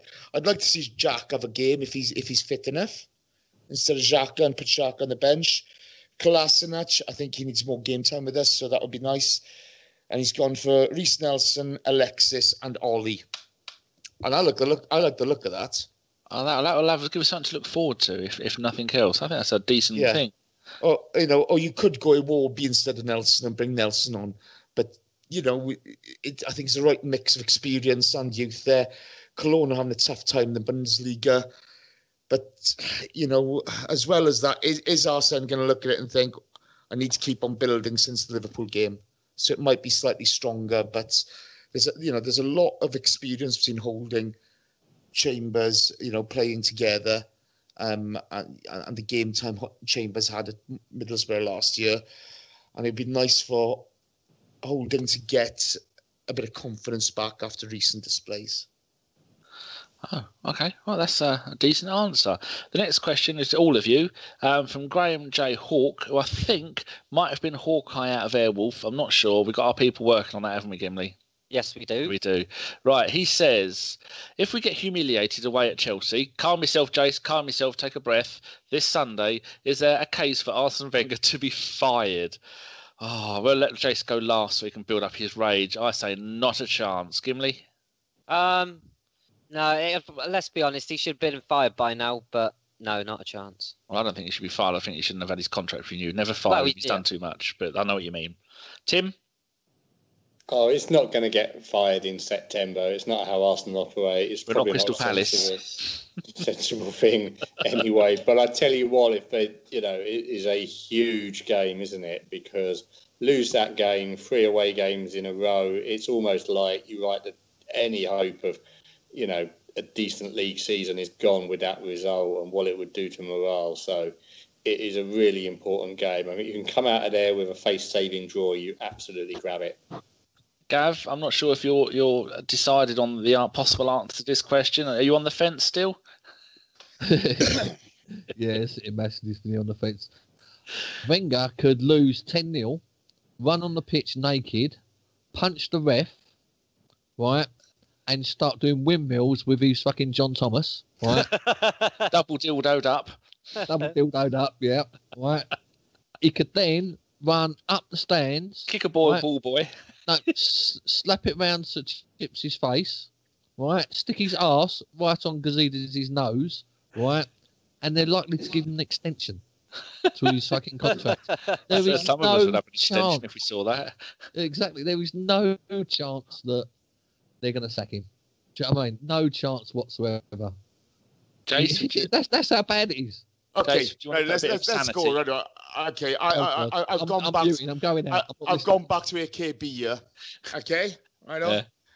I thought have we just won 3 FA Cups in the last 5 years? Yes, we have. Okay, this is the first season in Arsene Wenger's reign. Last season, the first season in Arsene Wenger's reign where we finished outside the top 4. Right? Should he have been sacked before? Fuck me, boys. Look at Man United after Ferguson left. That all fell to shit quickly. Chelsea have been outside the top 4. Yes, they have won titles. I'm not going to try to detract from that. But, everybody's on a bandwagon at the moment, okay? Let's look at a bit of sanity. He needs to perform on Sunday. No ifs, no buts. Enough of this nonsense of losing to Bayern 10-2 an aggregate, the 8-2s, the 6-0s, the 4-0s. That's got to stop. He has to put a stop to it. But to be sacked for finishing top 4 or winning the FA Cup, that to me is nonsense. Okay. It is so, Jace, in teams like Real Madrid, Barcelona would, and they're the biggest teams in the world. Didn't one of them win the European, the Champions League, and still got fired? No, their success speaks for itself. Del Bosque. Okay, but they're bigger clubs than us, okay? And let's look at the Real Madrid. But surely, if we're striving to be one of the biggest clubs in the world, we should be following their lead, surely. That's what you said. We're one of the biggest clubs in the world. Have we got state backing like they have? The Catalonian banks, okay, bankroll whatever Barcelona want to do. It's the same as happened with Real Madrid, okay? The number of underhand dealings at those clubs which have enabled them to get into these positions is ridiculous. But if we lose 5-0, right, should Wenger get sacked? No. Oh, the pause.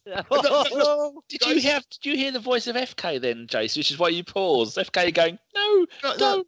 I've said it on this podcast. I mean, we all know he won't get sacked, but like I say, it's a joke now that no matter what happens on the pitch, Wenger's job is safe.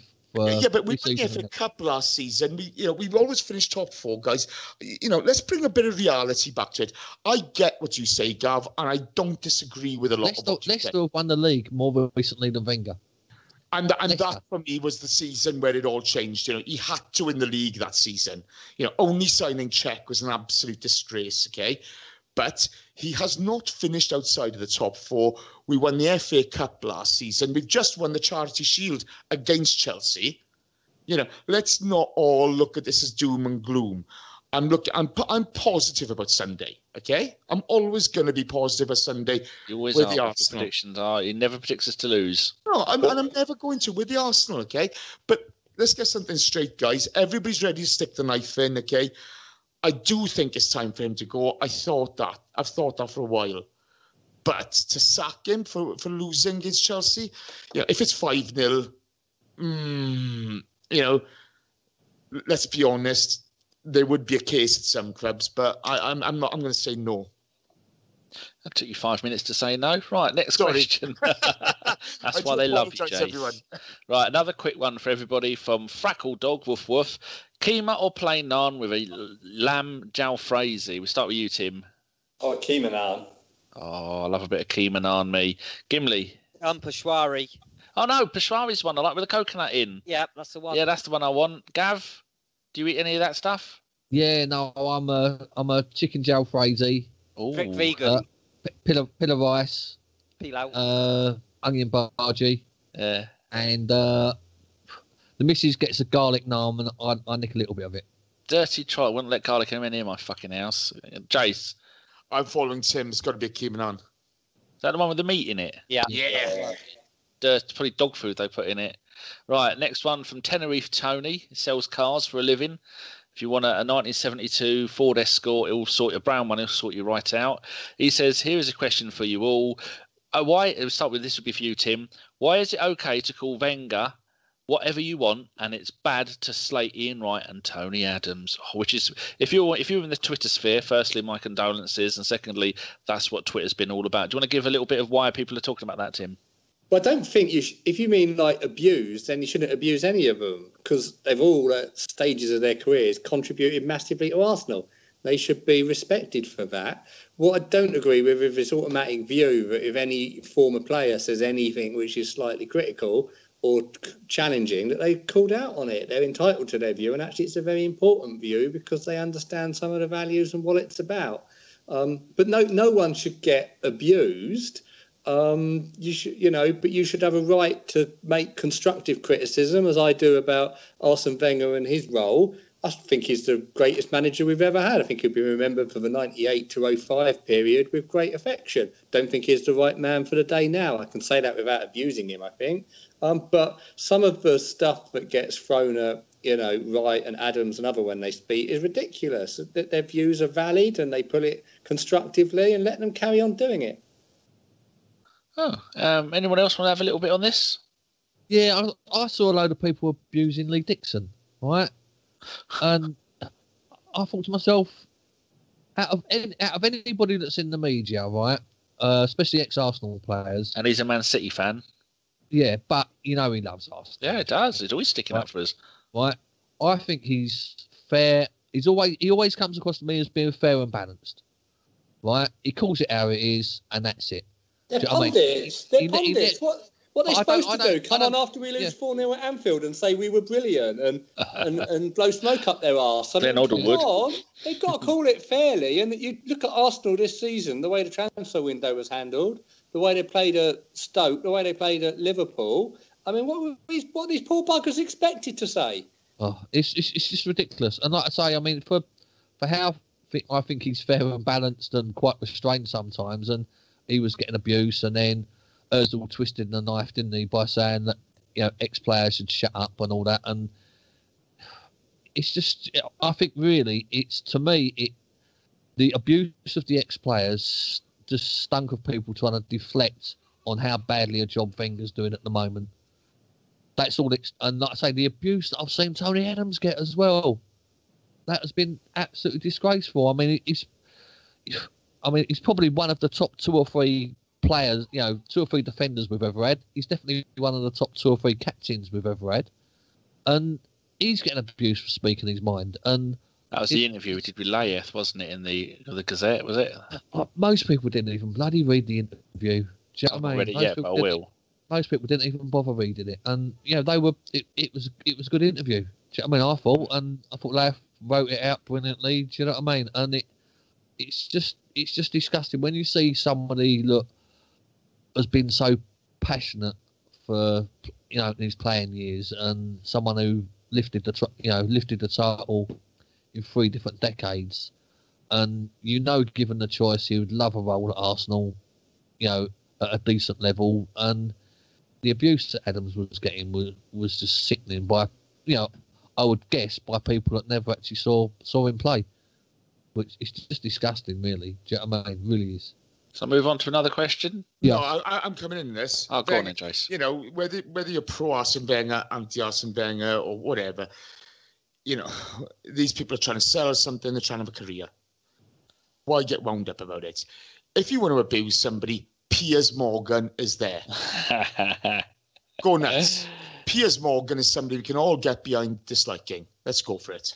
There you go. Right, this next one's for you, little Gimli. It's from Ian Funnell. Funnell. Funnell? I don't know, from Ian. He says, how seriously should we treat the Europa League, as it may be our best route back into the Champions League? I think it should be taken moderately seriously. To be honest with you, I think it's a case of, with that, as far as we go is as far as we go. We use it as an excuse to use squad players and players like Reece Nelson. Do I think we'll win it? No, I actually don't think we'll win it. I think with injuries, which we haven't factored into it, I think we will come up short. Someone got a wasp. Someone, yeah. Oh, I told you Tim would be on Wi-Fi. Didn't listen, did you, Gimli? I did. He's been attacked now. The wasps have got him. The wasps have got him. Wi-Fi wasps. If you can hear us, Tim, write something in the window because we can't hear you. Right, Josh Robinson asks, what are our options for cover at right back? Now, he's made a list. Debuchy, Chambers, Mustafi, Holding, Walcott, Ashley Maitland-Niles, Sanya. I think that just about sums it up, really. Yeah, so there's no point going into that. Here we go. One for you, Chase. Simple Man says, should Jack Wilshere start against Cologne on Thursday? Yeah, I'd like to see him get a run out, if he's fit enough. Okay, if he's fit enough, let's give it a go. Why not, But we need to win the game. I disagree with Gimli. I think we need to take it very seriously. I think, we've got to go and have a go at winning it. We've got a dearth, we haven't won enough European trophies. This is an opportunity. For me, we need a strong Premier League, strong Europa Cup, and a strong FA Cup campaign this year. So, let's go for it. Let's go for it. But you can still give the youngsters a go and bring people back to fitness. Tim has had to go. He said that his Wi-Fi's given up on him. Cheers for joining us, Tim. And if anybody wants to listen to, what's Tim's podcast called? I do know. I do listen to it. He does it with Le Grove. Yeah. Grove. And I'm just going to see if he's, which does it say is, no. Oh, dear. I'll ask the next question and I'll go and find it. Because there's so many new ones that I'm not sure what is what. Okay. Oh, here we go. One from another Arsenal podcast. Same old Arsenal from the Judge and Scott. Says, given how well Kolasinac and Lacazette played, why were they left out at Liverpool? I know it's something that we're all very annoyed about. But, Gav, you got any idea? I think I covered it earlier when I said about Wenger trying to shoehorn Ox into the team. I think that's probably why the Tank weren't playing, why the Gazette weren't playing. I've not got a fucking clue. Didn't Wenger say something about the fact that he thought that Welbeck could be good in the air like Giroud and have the speed of Lacazette, and he was the best of both? Wasn't that something that someone said somewhere? Yeah, he can get behind, can't he? He can get him behind. But with that is it's bollocks. He does get him behind, but the problem is he doesn't score, does he? Look, we screwed up against Liverpool. It was a disaster start to finish, wasn't it? From picking the Oxlade-Chamberlain, who's wandering about, to let's move on, please. I can't think of it again. I mean, even if he thought it was going to be that kind of game, and we needed to hold on to the ball a bit or whatever, why didn't he play Giroud? I just can't understand, and I'll never understand Welbeck playing through the middle as centre forward as our number 9. I can't see it in a million years. Especially when you've just forked out 50-odd million for a star striker. Yeah, record signing, and he leaves him on the bench away to Liverpool. What the fuck's that about? No idea. Nobody knows. So what are you talking about, Willis? Do you know what I mean? It's ridiculous. Maybe he had a funny turn when he wrote the team sheet. That's it. Or got the names mixed up. Could be any of that lot. Here we go, Gimli, one for you. From Paul Bassett, Welbeck, trick shot genius or piss poor finisher? I won't take away his goal from him. But let's be honest, that's not a Danny Welbeck finish, is it? It's not. Yeah, because if it was, it would have ended up in row Z. Yeah, It exactly. was a cross. It was a cross. It was a cross. Was it worse than that Erling Kane one that he scored, where he crossed it from the middle of nowhere and it went in, and they go, "Oh, he meant that." Fuck off, did he? Who thought what a shit show could get over 100 goals in the Premier League? Oh, fucking hate that bloke. Talking about shit shows, one here from Dave Boyd. This is for you, Jace. He says, does the panel agree that by Jason's photo, he wasn't born in 71, but is in fact 71, according to your Twitter name? If he was an actor, he'd be Gary Oldman. Jace, you're right to reply. Oh, Jace. I was feeling a tad rough, but Davey Boyd can go fuck himself. Love you, Davey. Oh, fan interaction, not fan, listener. We don't say fans, we say listeners. That's wonderful listener interaction for you. All right, one for you, Gimli, from Luke Webb.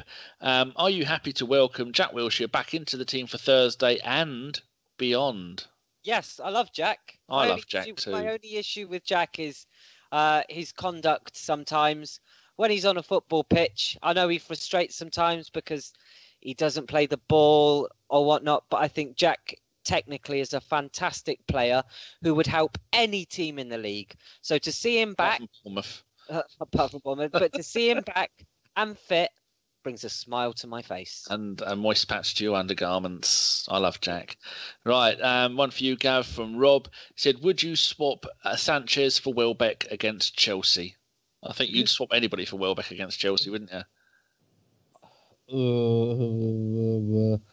You've got to play. You can. You can. No, we can't. No. I mean, like I say, I mean, we're not. I don't fully agree that we've played the best formation to fit the best players that we've got at the moment, anyways. But you know, if Sanchez is up for it, he can win you a game all on his own. Good. If Welbeck's up for it, he's not going to win you a game all on his own. Might win you a free kick, a few corners as he pings it off of someone's ear. Yeah, and like I say, I mean, don't get me wrong. I mean, I like Welbeck. He's just not a goal. He's just not an actual goal scorer. I think that Welbeck is the epitome of the team. Peaks and troughs, but you don't. Overall, you have no confidence in them. Oh, you can shut up now. I've got one for Jason. Jason, this is from Joseph, your fellow person's name beginning with a J with some letters in the middle. He says, what position do you think Arsenal will be at Christmas? I think everyone can have an answer on this. You go first, Jason. You be the positive light in this AKB stormtrooper toilet. From bottom or this third? But boys, I'm not being funny again. I know we've had a shit transfer window. Again. I know the Liverpool result is crap. I know the Stoke game was hard to swallow. The Stoke game, we had penalties disallowed, not given. We had a goal, perfectly good goal disallowed. Okay, yes, you should take that out of it, but it was a terrible refereeing performance. Again, it's not all doom and gloom. It's not. And I'm not gonna fucking sit here. You do it and have it. You join in. I'm not going to follow the fucking crowd like a sheep, boys. We're playing humbug. Fuck you. Right. God save Arsene Wenger. Come on. Can I answer that question? Go on then. Give me after. Right. Between now... Try and do it in under an hour, Gav, if you can. I was just going to mention that between now and Christmas, we've got to go away to Everton. I think we're away to Man United. No, sorry, home to Man United. That's no better. Yeah, exactly. Home to Tottenham. We've just got, I've just been looking at the fixtures now, and the fixtures between now and Christmas ain't really doing us any favours. Do you know what I mean? I mean, after the Chelsea game, it's West Brom at home. We should win that. Brighton at home. We should win that. Forest away. We should win that. Everton away. That's a draw all over it. Swansea so it's a bit like a normal league season, then, mate. And then we've got Man City away, Tottenham at home. Good luck. Burnley away, Huddersfield, Man United at home, Southampton away. We always lose that one. West Ham away, Newcastle. We're going to be about 6th, 7th. We're just going to drop too many points. We've got too many big teams, too many better teams between now and Christmas. We'll be about 6th or 7th for Christmas.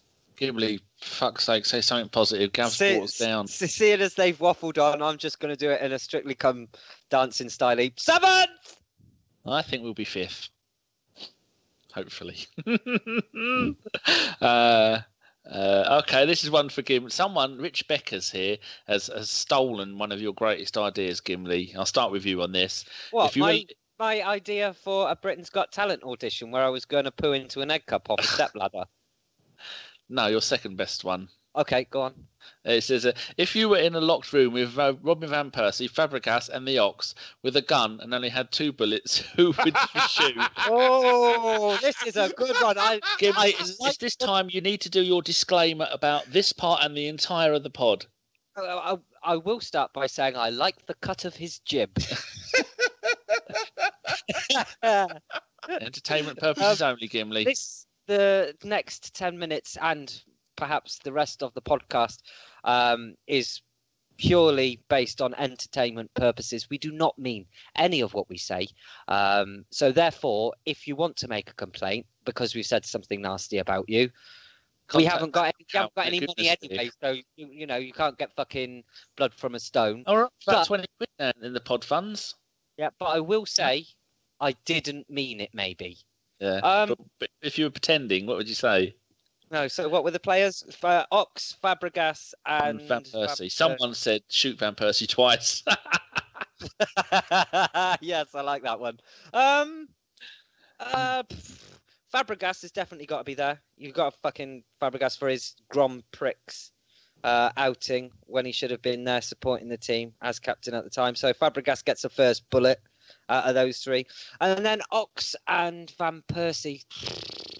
I think purely alone for Ox's comments saying about how we beat Arsenal in the last game, he can go fuck himself. So he gets the second one right between the eyes. Dear, oh dear. Gav, what do you reckon? Oh, no, actually, I would put them together, standing in a line. Oh, here we go. And then one to the back of the head, just a quick bang, bang. And then I reckon you get all through if it was a powerful enough gun. But if we were in America, it probably would be. So let's make sure we do it in America. Gav, top that. Right, okay. See, I understand why Van Persie left, right? But because he wrote the little boy inside me speech, he's getting one, right? just for that little boy inside me shit. Do you know what I mean? Fuck off. You want little boys? Fuck off. Do you know what I mean? Not nothing to do fucking with me. No.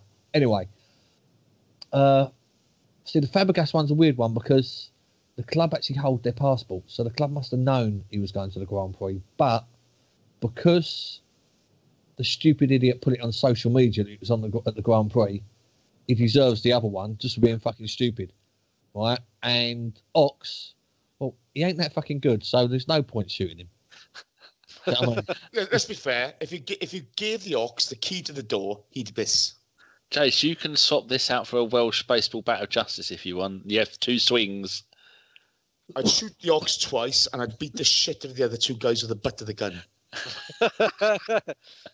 I think I'd just shoot Fabregas in one of his knees just to teach him a lesson, and then Van Persie, he's old and fucked now, so I think we'd be doing him a favour.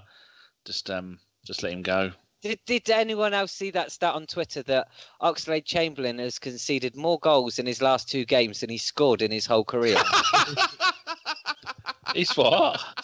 There's genuinely a tweet going around Twitter was saying that Oxlade-Chamberlain has conceded more goals in his last 2 games than he has scored goals in his whole career. Premier League career, because he scored 20 goals in total.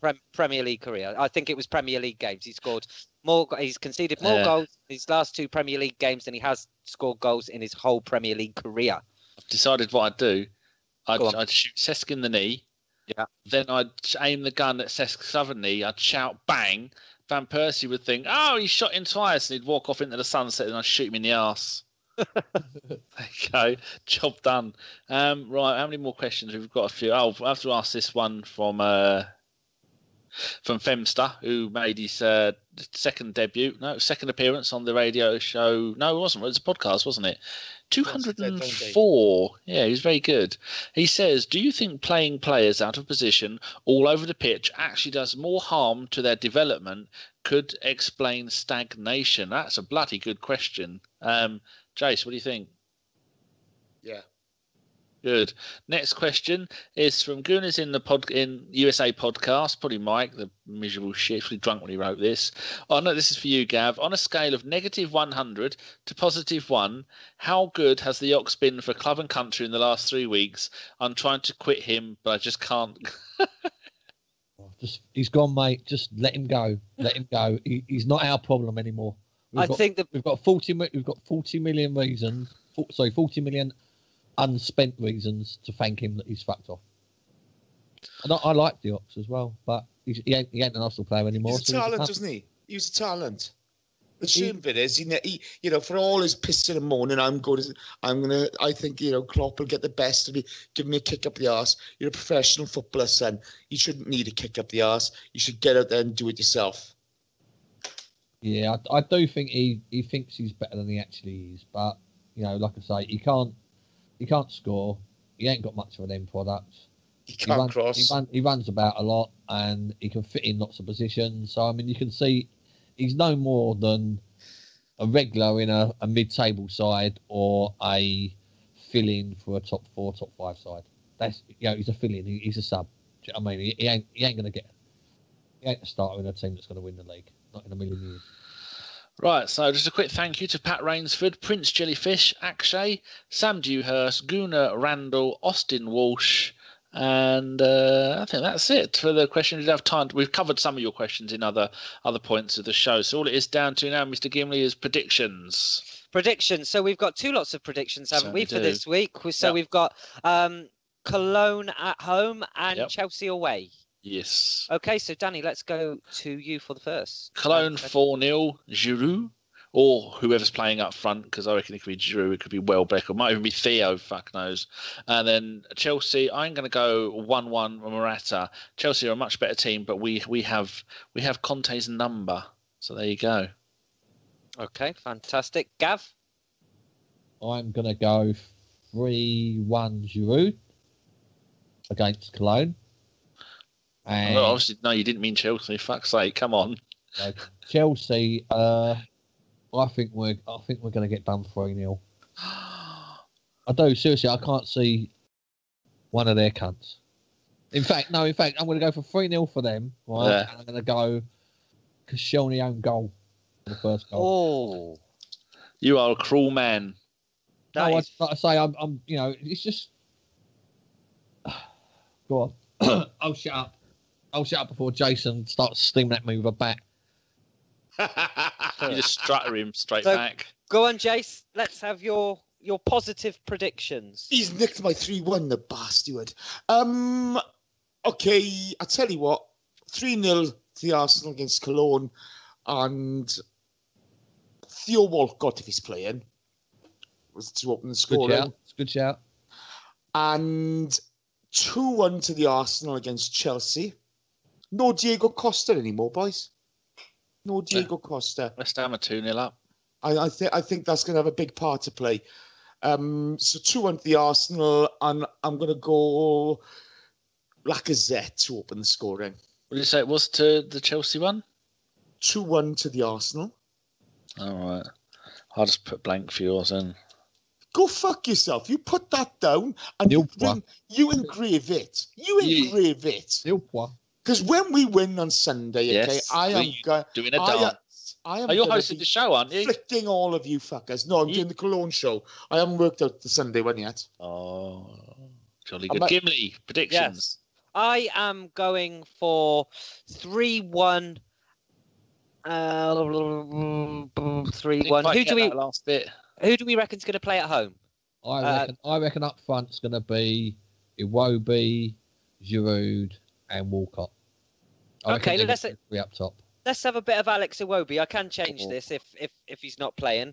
But let's go for a bit. I'll WhatsApp you, and actually, I'll just ignore your reply. Okay, fair enough. But as you could see, Tim left at 18 minutes past 9, and I thanked him at 25 minutes past 9. We found out once, just because someone's left the call doesn't mean they can't read what we're writing. Remember, we found that out once, didn't we? I did that for comedic advantage, but it seems like I've fallen flat on my face. But come on, Chelsea prediction. Chelsea, I'm going to go that Chelsea are going to beat us 4-1, and I think Eden Hazard is going to score the first goal. Scored on his comeback for Belgique. Hazard, I've put there. That's not right, is it? A-R-D. FK, you've been very quiet tonight. FK, anything you'd like to say or prediction? Yeah, well, I was thinking, core blimey. I think Arsene Wenger's going to score the first goal. Bloody hell, FK. You've been quiet all night and you've come up with a gem. But me sounds like a 1960s shoeshine boy. Cool, blimey, governor. Oh, blimey, governor. What, you shoe shined? He didn't turn up on Saturday either. You had his cousin over from Boston. Bullshit. He was avoiding you.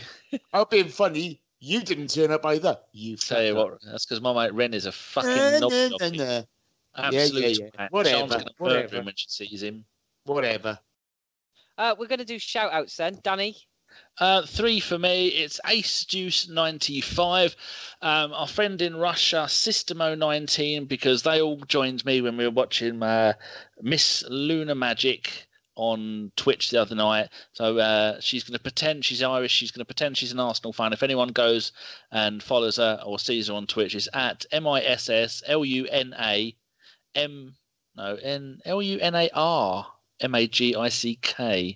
Good luck getting that right. I wish I hadn't bothered now, but she's funny and she swears a lot and she plays Battlefield and Fallout. Lovely. Gav? I'd like to give a shout out to you, lovely gentlemen, for allowing me to have a decent, civilised conversation with you all. No, you just got to fucking behave yourself on Twitter, you tit, haven't you? I always behave myself, mate. You it's not me. It's never me, mate. It's never me. I'm always in the right. It's Kinos, isn't it? You're always to the fucking right. Ooh. Don't come over here, sunshine. Way. Go on, Jace. Let's have yours. Okay, a couple of guys we hooked up with on the weekend. First of all, Oi, leave it, son. Great chat with Simon Hardwick. I'm going to mute myself. Where was the other Hardwick? Wasn't he there? No, I don't know where Tim was, but Simon's in the boozer. We spoke to Simon. What's his bloody Twitter handle now? It's Highbury27, isn't it? Something like that. He had to change it because he had dickheads annoying him. Yeah, was it? I should have worked this out earlier on, shouldn't I? Well, you go and say you have one. I'll go and find Simon's at. The other one's James Seago. Now, James used to do Arsenal Vision podcast. We had a good chat with James, and Chris nicked all of his chips, the bastard. And the other one's David from Dublin, who we met on the tour. So, hi, guys. Great chatting to you on the weekend. Lovely to speak to you. Thank you very much for your company. And it is Highbury27. His username is Dennis Bergkamp, which is a great name for a podcast. Yeah, funny enough, isn't it? Little Gimli, have you managed to compose yourself yet? Yeah, just about. I think that's fucking brilliant. My shout out for this week goes to Ian Wright, because he is still a legend, no matter what any cunt on Twitter from Luton with a fucking snapback hat says. Ian Wright will always be a legend of Arsenal Football Club. Fuck's sake. So yeah, my shout out goes to Ian Wright, because he has probably more of a say, or should have more of a say, because he's someone that's done things at great level for the club, and he has a right to have a say, as we all do. Yeah. And the fact that he's fucked off shows that he cares. And why fucking berate someone for caring? You shouldn't do it. He's no Chris Sutton, is he? Now that person can't offer as much as you want. The bloke's an absolute prick. So treat all of our pros that left with dignity. Yeah. With a little bit of care and decorum. And a tear in his eye. But if you want to leave, if you want to call Chamberlain a cunt, by all means, social media is a wonderful tool. Piers Morgan, people. Piers Morgan breathes. Morgan. Yeah, Piers Morgan. Right, then I should say for entertainment. This podcast is for entertainment purposes. We don't actually want you to go out and send Alex Oxlade-Chamberlain a tweet, but it would be funny if you did. If you did, don't let us know. Yeah, don't let us know 7 days later after you've been a Twitter jail. Yeah. Do you know what? Lineker sent me to Lineker. I sent him one little tweet reminding him of his tax dodging exercises, apparently, right? And I couldn't tweet for 4 days. I got a 12-hour ban for calling Lewis Hamilton a prick. And I was right. He is. Do you know what my favourite tweet of this week, through all of the banter that's gone on with Oxlade-Chamberlain, my favourite tweet of the week is Conor McGregor with Wayne Lineker. And someone's put it, the notorious MMA meeting notorious MDMA. Wonderful. Oh, what a great narrator in the show. Yes. So that one. No, I should thank you all. Thank you, Tim. Thank you. I should thank Danny. You had to be here. Yeah. Jason, Gav, and Tim. It was actually a very enjoyable show for And all of the FK. money we did. And FK. Yeah. Who It's didn't all have right, boys. I'll see you next week. wonderful. I like this. He's appearing more than me. Yeah, that's not hard. No, But So- not more than Chris, though. not more than Chris. Where is he? Up a bloody mail sale somewhere, looking for whales, screaming, What's it- there she blows! What's with him robbing people's chips? Isn't he supposed to be doing a run for jellyfish?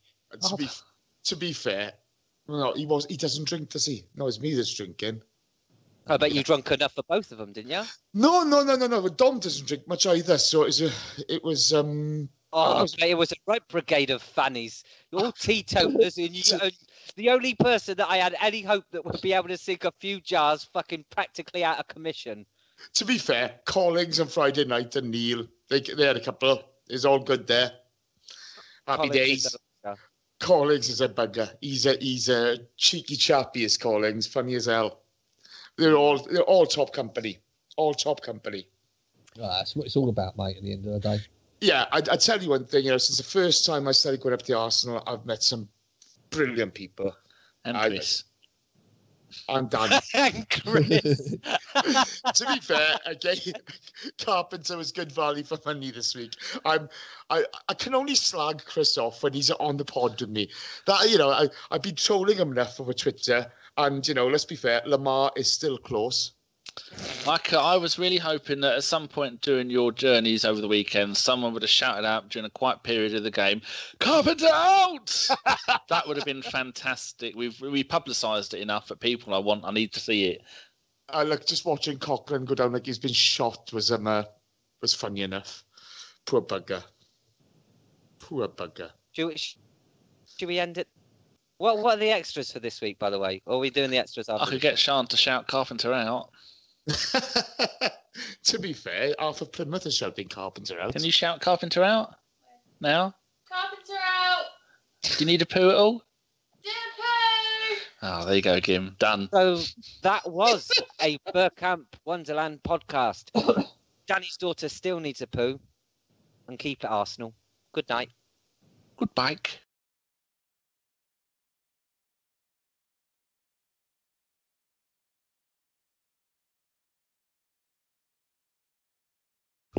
Oh, is that Gav I see there?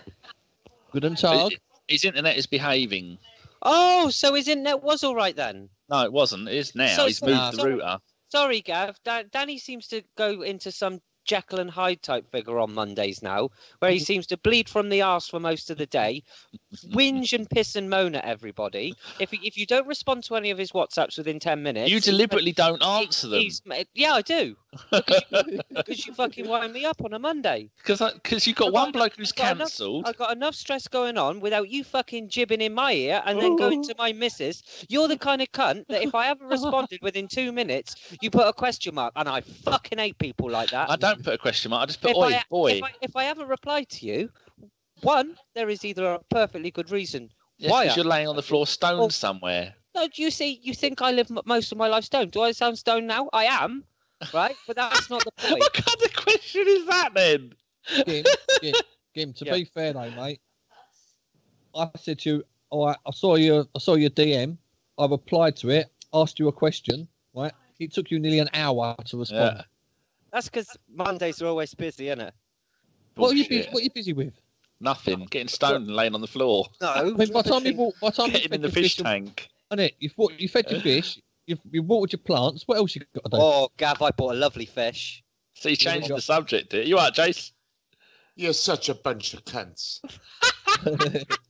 It's a pleasure to speak to you again as well, Yeah, Jace. Jace. Good to speak to you, boy. Couple of those pictures at the weekend look like you've been fucking charged upon by the paedophile hunters. Oh, do you know what? Okay, I felt rough the last couple of weeks, And of course, going up there, it genuinely wasn't my best. Fuck me. Sharing a room with Chris mustn't have helped. Fuck me. He's Did funny. he? Is that what he did? In your sleep? He's funny as fuck, okay, you know? Oh, we know that. It turns out he goes, I hope there's a hairdryer here. I've got my hair straighteners, but Is there going to be some shaming going on this podcast? No. I posted the picture. That's as far as I'm going on it. But I met him at Victoria. Good to see him. You know what I mean. You know, you have all that business, and right. So we got to get up to Caledonia Road now. He goes, oh fuck. He said, I got to pick up my luggage now. The wheel's broken on my luggage. So this thing is dragging. This thing is dragging about like an angle grinder. In the end, it was fucking give it here. I'm carrying it. I've had enough. Okay, he's oh, cheers, mate. Poor bugger. So you had to go and buy a bloody suitcase Saturday morning. Oh, bless him. I tell you what, boys, we did the proper tourist thing. We did the stadium tour with Charlie George yesterday. Oh, that's good, that, isn't it? Superb. Yeah, superb. He's funny, isn't he? He's funny with it as well, isn't he? He's excellent. I can't, you know obviously, okay, but from somebody who sort of, I've only ever heard him speak on TV and stuff like that. He was brilliant with people. He was magic. Top stadium tour. How much was it? 40 quid, mind you. Jesus, that's a week's wages down where you're from. In all honesty, it's not something I would normally do, okay? Because I don't really give a fuck. You've got to do it anything. Once. You've got to do it once, though. That's the thing. I because Dom was over, I thought, right, I'm going to do this now, and I know I'm going to enjoy it. Do you know what I mean? You know you're going to enjoy it, but you think, oh, for fuck's sakes. Yeah, but he was brilliant. He was absolutely top notch. It was funny. I tell you what, boys. It was funny as fuck. We went back on the pitch afterwards, and there's this guy. Well, no, we didn't get to go on the pitch. Don't be daft. This guy goes to Chris. Oh, you're Chris, aren't you? Oh, that's Dom. That's Jason. Was it Wenger who said that? Well, I'm not sure if Arsene went to the photo with us, but this Irish guy did. You're just thinking. Who was it then? Did he say who he was? You're nuts. Hey, David from Dublin. I'm giving him a shout out. Met Simon Hardwick in the pub afterwards. Half of the Hardwick horrible twins. Jay, did you do the museum, Jay? Yeah. Went to the museum. The best part of the museum thing, it's a bit small. It's all right. Yeah. Okay. Bigger than Spurs is. Danny. Yes. I think we've got trouble here. What? Well, I can actually pinpoint the day we lost Chris, and that's the day that he got recognised outside Plymouth Sainsbury's. See you later then, Jace. Right. Jace will be off, and Dom. So on that count, right, now he's been actually fucking noticed on a stadium tour by someone that might have listened to this podcast, right? Jesus. His head's going to get so big, right? I reckon he's going to be doing 30 podcasts a week. Is he going to need pod funds to get himself a new Alice band because his head's so big? to be fair, he was going to go and get himself another beer, all right? Hold on. Because of the hair straightener stuff, I've got a fucking cracking joke tonight.